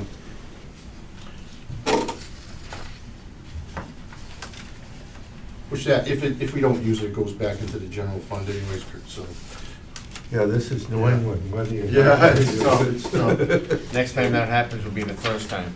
Yeah. That blizzard proved global warming. So, street lighting, I don't take care of street lighting, I don't know if that was in your packet, but I don't know why it was in mine, but. Yeah, no, okay, so somebody snuck that in there. No. So next one's CMAS budget, Yep. okay? Okay, start with the salaries. That one, why is an increase in that? This is, again, was voted on from the Board of Selectmen a year or so ago, that to have a second guy at the recycling center, which we never had that position filled. So we've been currently using, one of my guys for overtime. So that's coming out of my overtime highway budget, which is kind of killing me. I mean, luckily I had a guy out that's been working in my advantage, but it's, this is something just going forward, I'm gonna need the guy for, so that's for 2 days a week, 16 hours. And that's from April to November, I believe that's numbers for, that's what they agreed having the two people, which it is getting pretty crazy over there with the swap shop and everything. I don't know if you guys been there on a, Friday or Saturday in the summer. It's really busy. They try to keep on to see if it's the town residents, make sure they got stickers and making sure what they're dumping and, like I said, with the swap shop, there's people all over the place, so it's kinda, and plus we take in the mattresses and the TVs and all that stuff, so you gotta kinda, check all the paperwork and get them to the right place, so. It's been working out with the two. Like in the winter now, we only need one, but, in the summer, it gets really busy over Yeah, there. it's pretty active down Yeah. there. I know, I'm usually down there once a week. Yeah. Doing something. So you can see that how you need the guys, Oh, yeah. and people trust me, I don't know, for some reason, Yeah. they'll dump anything, so. So that's where the salary thing is, and that's for the 16 hours a week. one, I think, oh yeah, well, we got a couple here. That's just contractual through CMAS. That's a contract, we got a 5-year contract with them guys, so that was what their increase was. Same thing with the hauling, trash hauling, that's through Waste Management. And, No scheduled heavy pickups? we did not, we tried that a couple times, and then, that's something we have to line up with, CMAS to Right. do. And I don't know what happened, a lot of it's been with the COVID, and then we tried, and. Yeah, there was something. Yeah, I thought- Yeah, They put money into town. we actually had it lined up, actually, Yeah. and we already had the dates and everything, and, yeah, it got canceled, and I don't know what happened with. That's not gonna get readdressed? I don't It's know. still, I thought the believe it or town not, it's wanted still, that. we still have that article, it's, the money's still I was in there. gonna say, the We money's didn't still touch- there, right? Yeah, that Yeah. money's still there, we didn't, that article is still there to do, so, again, that's kind of, if the board wants to, continue doing that, that's fine. At least, like I said, we're our recycling center now, people are paying to get rid of it, but it's at least an out, and they have a place to get rid of, Yeah. the mattresses and this and that, so. Rather than the side of the road. Yeah, correct. So it's been working out, like I said, the recycling center, it's been working. That's shopping for some people on Main Street when that happens. Yeah. Yeah, a lot of people do that. The scrap metal guys like it. How are we doing with our rating for recycling? Well, that was a good question. So this is one, I left this level funded, that recycling line item, if you looked at it. That is crazy. So this year, I got extra money because we were paying 108 a ton when we started this year. It's now, it went down to nothing, zero. They were paying us like $10 a month, and they were taking it. Now it's like $14 a ton. Really? This month. So that's why I'm gonna probably have like 50 or 70,000 left over in this year if it stays the way it is. Is that because of all the global way they're Yeah, trying to find not people to what- put stuff? I'm sorry? Is that because they're trying to find places to put stuff and it's just, Well, I know back in the day, they weren't bringing it to China, so it was going to Indonesia and, other India countries. and Bangladesh Yeah, and all that? so that's where, the increases came up. Why it decreased, Wow, that the is, change of presidents, I have no idea, everything you know was what I mean? But it's- forecasted that was gonna be Yeah, out of like you hand. said. That we're gonna have to consider eventually stopping curbside Yes. pickup. Yeah, when I first started here, 11 years ago, it was $30 a ton, and it was steady. It stayed at that 30 forever, and then it just kept creeping up until we were paying $108 Yeah. a ton. We were getting some loads that were, if they were, contaminated or whatever, we were paying like $150 a ton for recyclables. So it was like a lot cheaper for trash than it was for recycling. We got into recycling to save the money because it was $30 a ton versus, at that point it was like 66 or 68 or something like that a ton. So, yeah, so I don't know, I knock on wood, and I'm hoping for the best if it stays like that. But I really don't wanna, So it doesn't this have- market's so crazy, I don't wanna take that out of there and say, okay, Just don't it's say gonna be anything. 14, I Just don't say can't. nothing. Yeah, I know, but, again, that's something that can go back into the general fund at the end of the year, but I don't even know how to budget for that, to tell you the truth. I level funded it, and that's. So it has nothing to do with people doing a better job doing their recycling? Well, it helped a little bit, but it ain't that one. No. The other issue that down the road you're facing is that the companies are buying each other up. So eventually, Less competition. you're going to end up with less competition. You could end up with two large companies, it looks like, and then a couple smaller companies. But Waste Management and what is it, UMM or something like that, that changed to win something. Yeah, and I believe, I don't know if it's happened to, but the other guy, the other big guy was out there, out in New Bedford, in Rochester, they had ABC. I was thinking they were getting bought out as well, so, again, that's in the background, I'm not sure So how it's it's- gonna work out, so, yeah. Again, I level funded it this year. Again, I don't really, because this year's been crazy, so I don't even know how to take it, how it went from that to that, it's, If $14 a ton, does it make sense to give everybody an extra recycling basket? oh, I've been doing that, yeah, oh, yeah, you want an extra one, yeah, use it, yeah, right Extra now, trash yeah. basket. Well, even at the 30, it was worth doing it, but then it got higher than the trash itself, so, but you still had to keep the recycling going, you know, and it was kinda, and I don't understand it, but. Hey, we'll take any positive we can. Yeah, so. What's the equipment rental? The equipment rental is when I use for tub grinding. I rent a screener, we rent a tub grinder, we rent a crusher.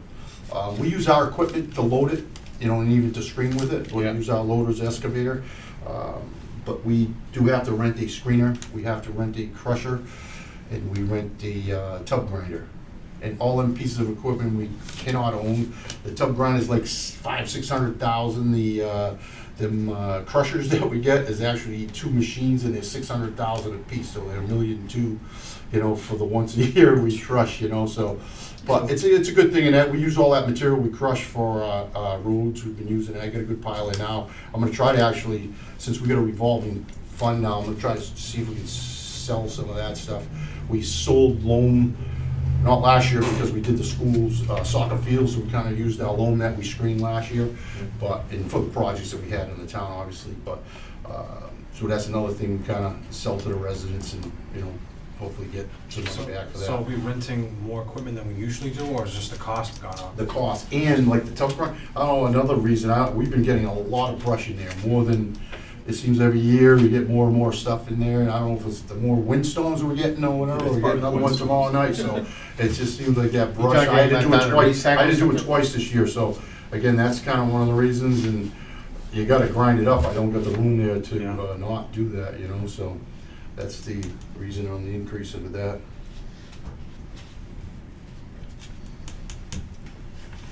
Any other questions on that CMAS? No? No, All right, into the water. Again, the only, on the salaries increase is, again, the clerical and the, one of the water guys, step raises.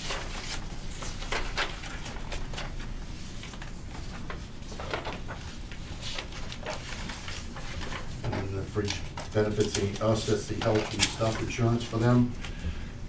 Was that increase? In Bedford, that's, again, that's just an estimate of the 2%, which they've been doing in the past years. So we don't usually get the rates from them till like March, April for that.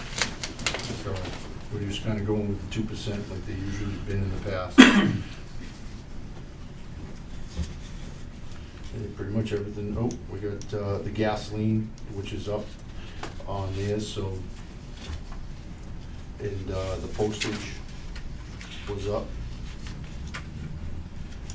And the AMR service agreement, which we have for our read system, we just made it this year, so that's why we went the increase on that for next year. It probably is not gonna be the whole $500, we went up 500, it might be, you know, 200 or something, but we're just kind of be safe to show because we don't have that increase as well just yet.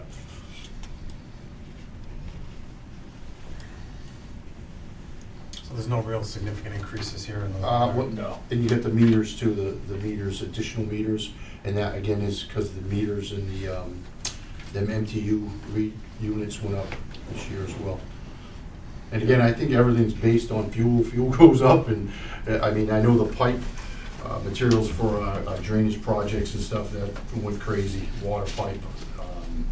A lot of materials went high this year, so again, even my 200,000 for the road is definitely gonna be a, you know, big loss just because of the increases in piping and materials in general, so. You don't have any scheduled or forecasted testing, infiltration?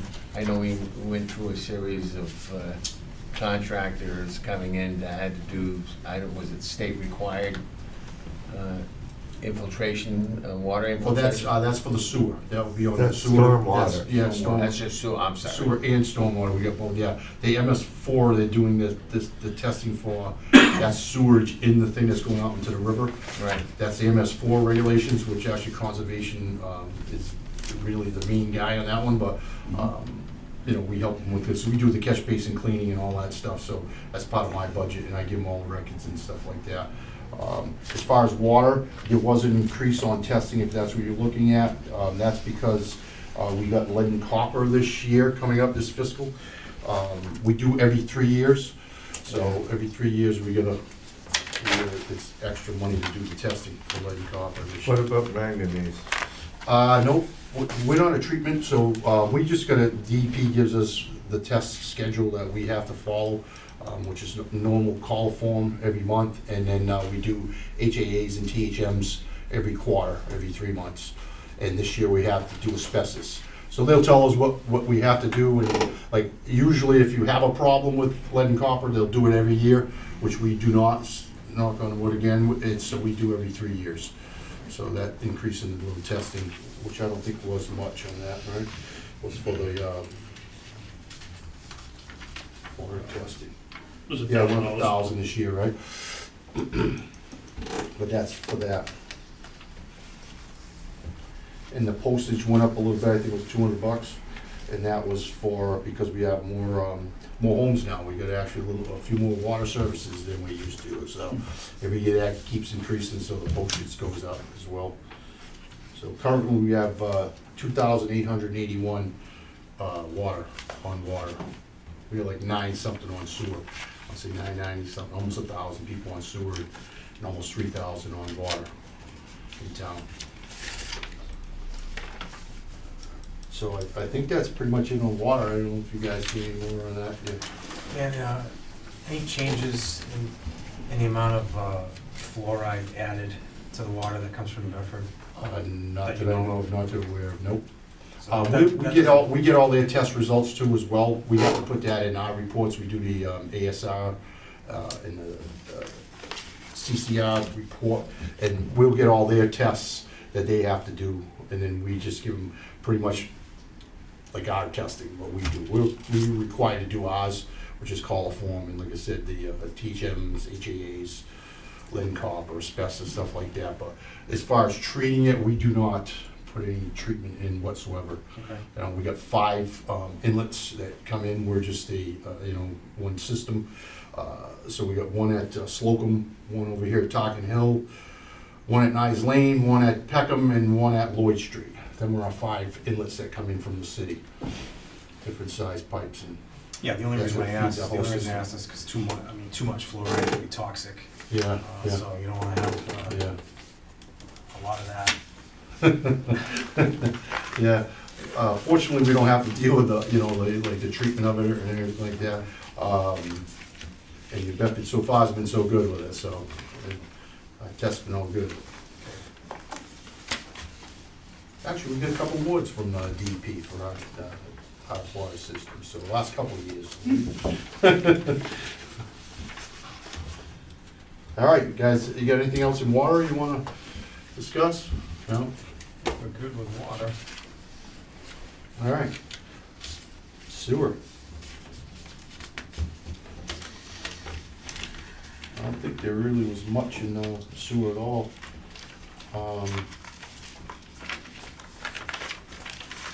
It's pretty much level funded everything, again, except for the New Bedford contract. We had to increase, again, the salaries there, that's both the clerical, and that was the 2 steps, so. Yeah, so mainly contractual increases. Yeah, that's it, and it's just for 2 people, it's one in the clerical, one in the water, at least water sewer. So their salaries is split up between them 2.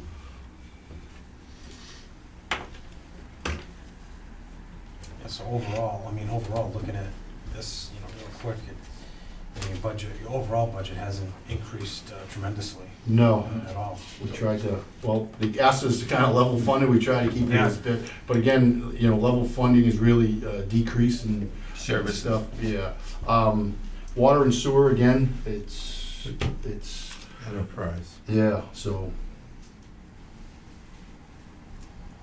Again, we just increased the gasoline and the, that service agreement we got with them. Yeah, that's basically kind of it on that one. Sue, you have a question? Yeah, no, I have a question on the reserves. Dan, how often did you ever need to access the reserves for unforeseen expenditures? And if so, what type of expenditures did we incur? To tell you the truth, I don't think I've used them yet, Sue. Okay. The 50,000 you're talking about? Yeah, I think it's 60 of each 60, sewer okay. and water. Yeah. Yeah. Yeah, no, I have not used them. Yeah, I Okay. haven't had to use them, no. Knock on wood. Yeah. Yeah.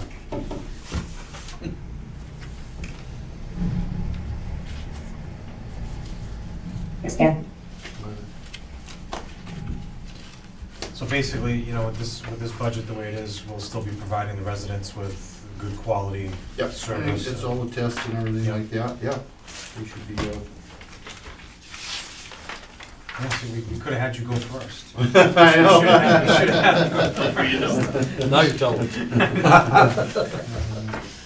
I mean, again, like he said, any questions, you guys can call me anytime if you have any concerns. or Yeah, if anything comes up, anything. I'll reach out to you. Okay, like I said, I might have to, I'm gonna check on that, I mean, if that's even an option of us getting a truck. And again, the other thing is, we're talking almost 2 years out to get these trucks. It's just a problem with that, so that's another thing to think about. It might not even be spent out of this year's. Right, because you might not be able to get it anyway. Oh, I'm not gonna get it this fiscal, I doubt it. It'd Isn't be, that crazy? So if because The we're golf supposed guys to have have, the same problem, they put in orders now and they're not gonna see them until next year. yeah, I hopefully they get it, see it for next winter, hopefully. I don't anticipate it, because he told me that, when I was going for this 280, that was for January, we were gonna do a January town meeting, and, yeah, it's kinda scary, so he even told me, he's like, you're gonna get this, so you said I wasn't gonna get it even in 22, so it's gonna be in 23 when you get this truck. Yeah, but part of the problem too is you gotta lock the prices in because there are, Prices aren't gonna go down. Well, no, yeah. but they're predicting that at some point they're gonna really spike. Yeah. So I mean, you- Golf said they wouldn't even lock the prices in, they just had to put in the order, and if it would increase, they increased.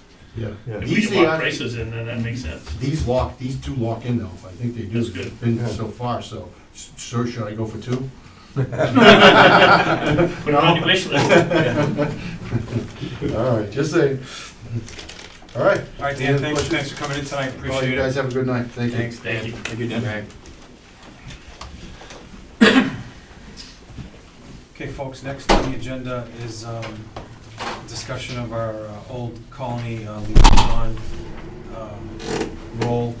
So Pete is going to assume the sole liaison role to Old Colony from here on out. I'm confident that he's going to do a great job. He attended a meeting last week. Do you actually want to provide any info for us on that meeting, or? Yeah, and I'll apologize, because I had passed the information this electronically over to Kathy. I had thought she'd get it out to everybody, so you'd have an opportunity to line item see it. With Freetown students becoming less, Acushnet is gonna be picking up a larger portion of their overall expenses. For fiscal year 2023, their budget is a 3.93% increase over 2022. Looking through it, it means an increase that was presented to us of $111,658 over 2021. Excuse me, over 2022. That's based with our increase in students for the year that we're in right now, based on student count in October. The number does not, it's not exact yet, because they do not have a final number for what they're gonna receive for Chapter 70 funds. It's an estimate. The superintendent was hoping that every town's amount would actually go down a little bit. He's expecting a little extra on the 70 funding than what they have in for, but we'll see what actually comes to pass. Taking a look at some of the bigger line items there, their salaries are increasing 1.79%. salaries and stipends. This includes contractual, obviously, but they're also adding 3 aides to shops that are overfilled with students right now that are needed. They're going with aides over teachers in order to get the work done, but also save some costs. Big expense, 1.14% of their increase is also towards regular and late day bus transportation. We know the fuel costs are up, but they have to also get an additional bus. The students that were coming in from Freetown was required to pay for the cost of busing their students in. With the member towns now having more students, it's created a need for an additional bus in order to do the students in. That is the majority of the increase. That alone right there covers almost 3% of the 3.9% increase. Couple of notes on different items.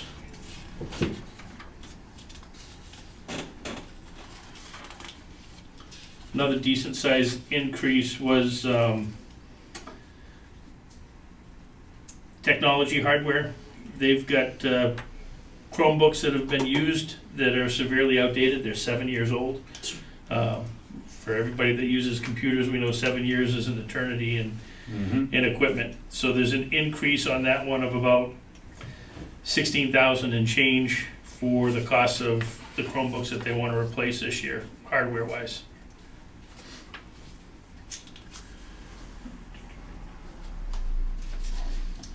There's also an increase for psychological services. It's contracted services. It was actually cut but reinstated last year. So you've got an increase of $59,000 in salaries for psychological services for the students. And we're talking guidance counselors. Adjustment counselor. Yep. Transportation, we covered earlier, but it's an increase of about $22,000 for that particular bus for regular late bus transportation for it. And regular transportation is an increase of $70,000 for the extra bus, and then the late day increase of about $18,000. And then it's not a huge cost, but in terms of percentages, it is the after-school athletics programs. There's some costs on some of the programs that have increased, and this is because of the need for hiring assistant coaches. Over the past couple of years with COVID, there's been less students that are doing the after-school programs, but just lacrosse is one of them. I know my daughter plays lacrosse.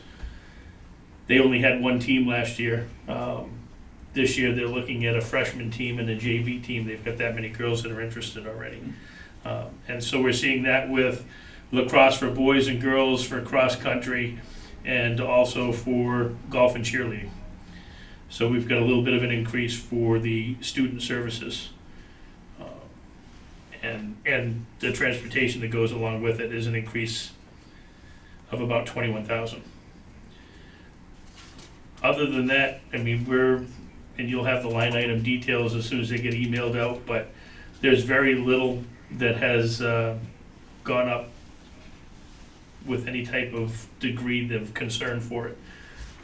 I looked at it when I was going through, and my opinion is we've got a school that's only got a 3.9% increase, and our inflation is higher than that to begin with, and they're adding staff and services and transportation. I thought that was a pretty reasonable budget, but we can take a look at it when the line items are available to all.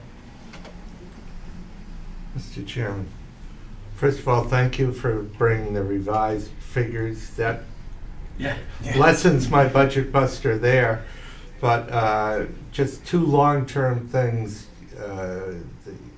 the board should just put in the back of their brain is the Freetown leaving. Every year, that's going to free up slots, and potentially your number of students from this town will be going, because as every class that includes Freetown students graduates and a new class of freshmen come in, the freshman class will have more slots available. And so that's a potential down the road. The second potential is that they are just beginning the MSBA process. And you're looking at down the road a couple of years being hip deep in that process for either a new school or renovating the old school and adding a wing, for lack of a better term.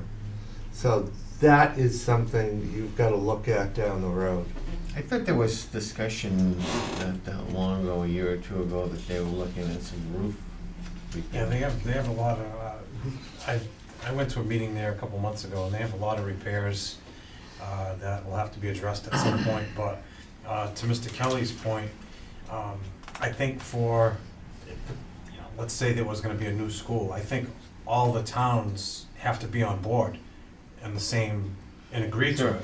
I don't think it's not gonna fly unless all the towns are gonna actually agree to it. Well, after the MSBA does their magic, and you know how much money you're getting from the state, and then you make your decisions.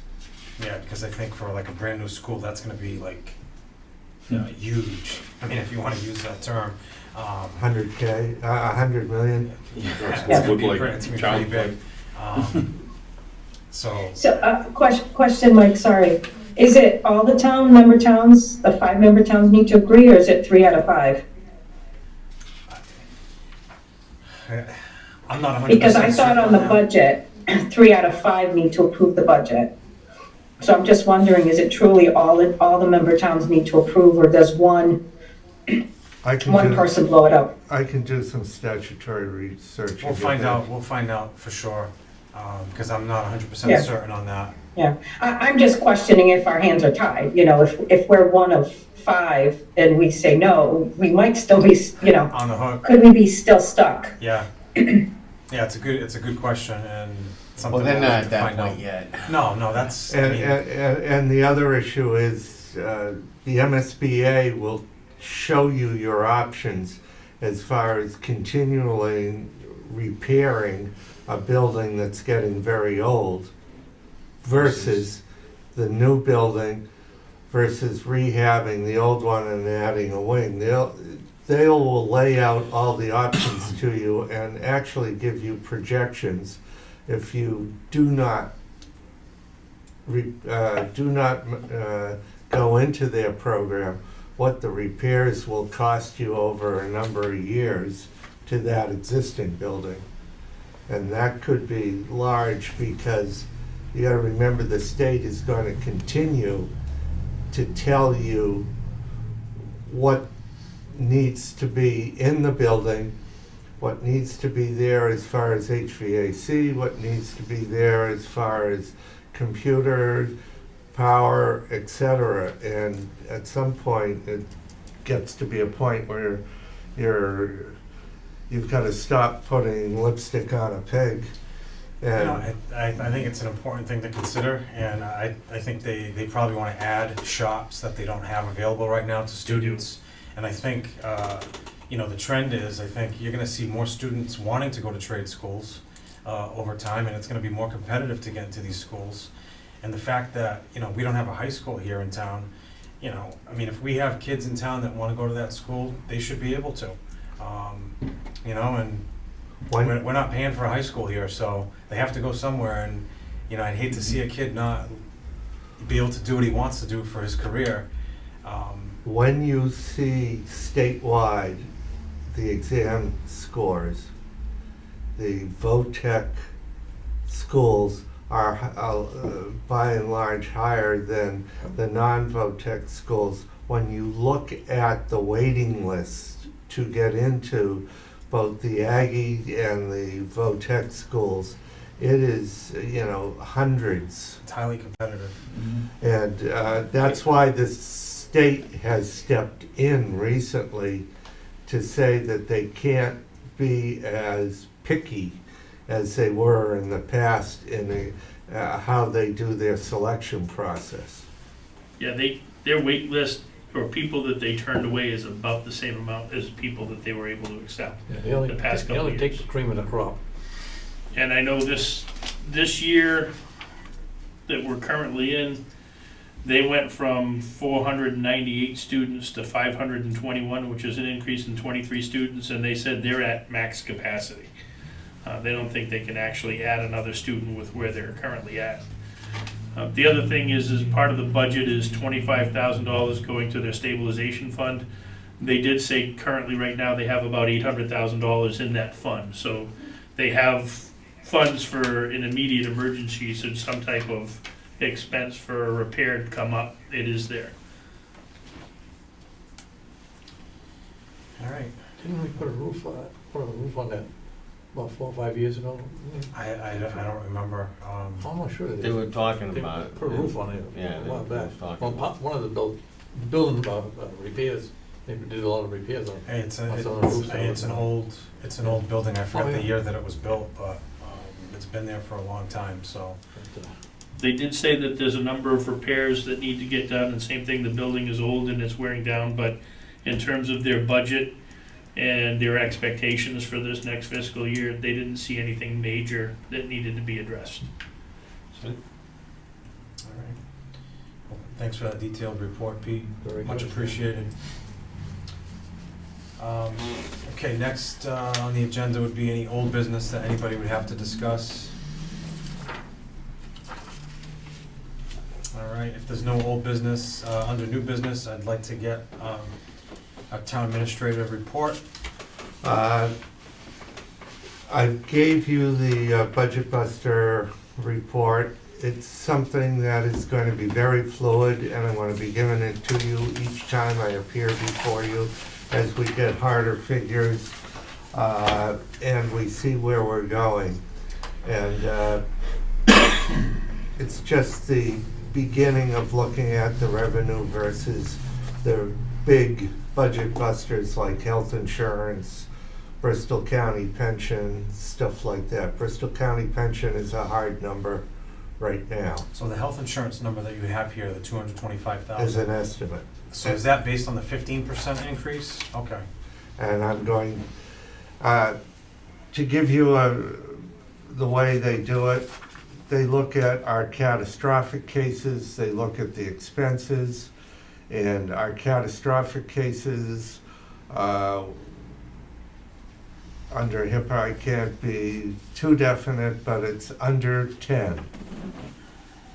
And we have a couple that I'm arguing with them are too close to the $50,000 cost limit that it should be on that list.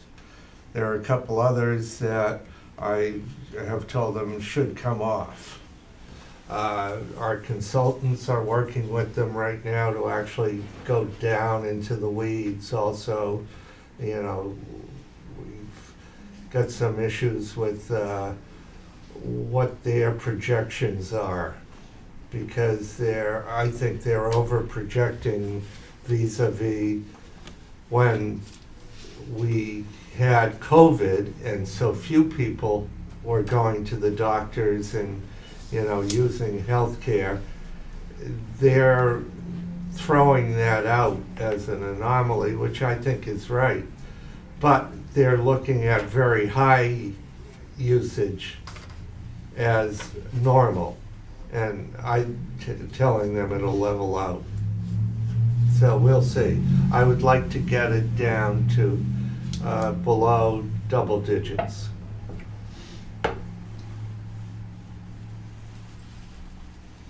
I've got some other issues, and of course, the revenue, some of them are estimates, and we know also others are based on the governor's figures. The House figures will be higher, Senate figures will probably be higher than the House, and then it's the conference committee that comes in somewhere in the middle. So we're just waiting to see. I had with the finance folks, today we had a Zoom meeting with DOR. There were 1 or 2 minor issues. We discussed closing the books by this weekend and a Schedule A. It looks like it's on track right now.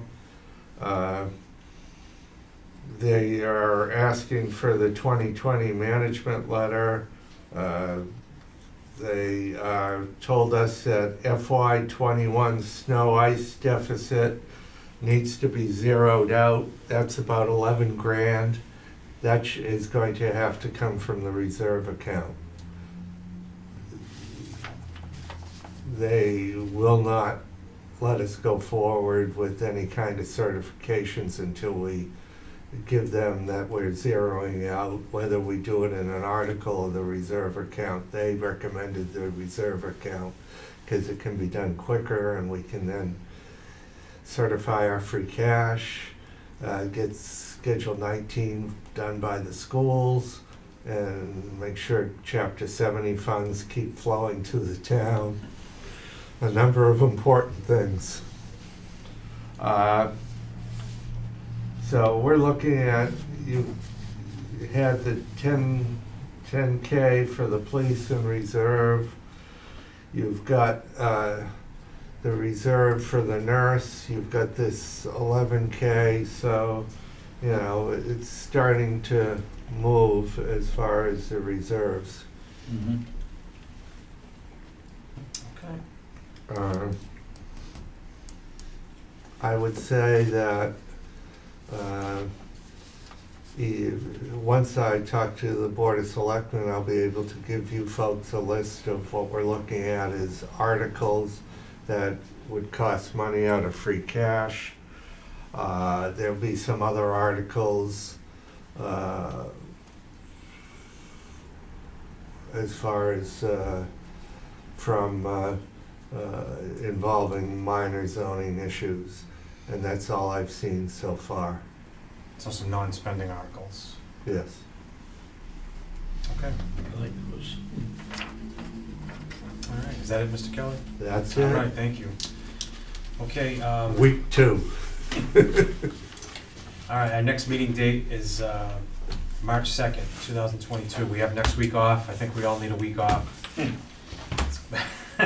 It's been a interesting few weeks, the past few weeks here. So I know I'm looking forward to a week off. And we all have our binders with updated budgets in it, thanks to Kathy. She got all that set up for us. Sue, I'll have yours. And whatever paperwork we had tonight, I'll give you copies, Sue. All right? Great, thank you. So everything will be included in that, okay? Awesome, thank you. I'll grab it from you tomorrow. I'll okay. go by your house and grab it. Yeah, you can just text me and let me know. I'll be Yep. around. I believe our next meeting on March 2nd is gonna be with town clerk, fire, and possibly EMA. According to Kathy, I talked to her before tonight's meeting. Our last meeting that we're gonna have is gonna be on March 23rd with our schools. That's gonna be the last possible meeting, and then the next week, we have to go into deliberations. And what I'd like to be able to do is get them all done in that one meeting, if possible. So we'll see. Now, we might have to have one more meeting in between there on March 16th to squeeze anybody in that has not been able to commit to a date. So that's gonna be like a reserve date for anybody that else needs to come in. Mr. Chairman, if there's information on various accounts, being the new boy in the block, that you folks are going to need, that traditionally has been handled by the town administrator's office, please let me know, and I'll ask for a place on your agenda. Sure, absolutely. Thank you. All right, being no other business, Motion to adjourn. Second. all in favor? Aye. Okay, this meeting is adjourned. Night.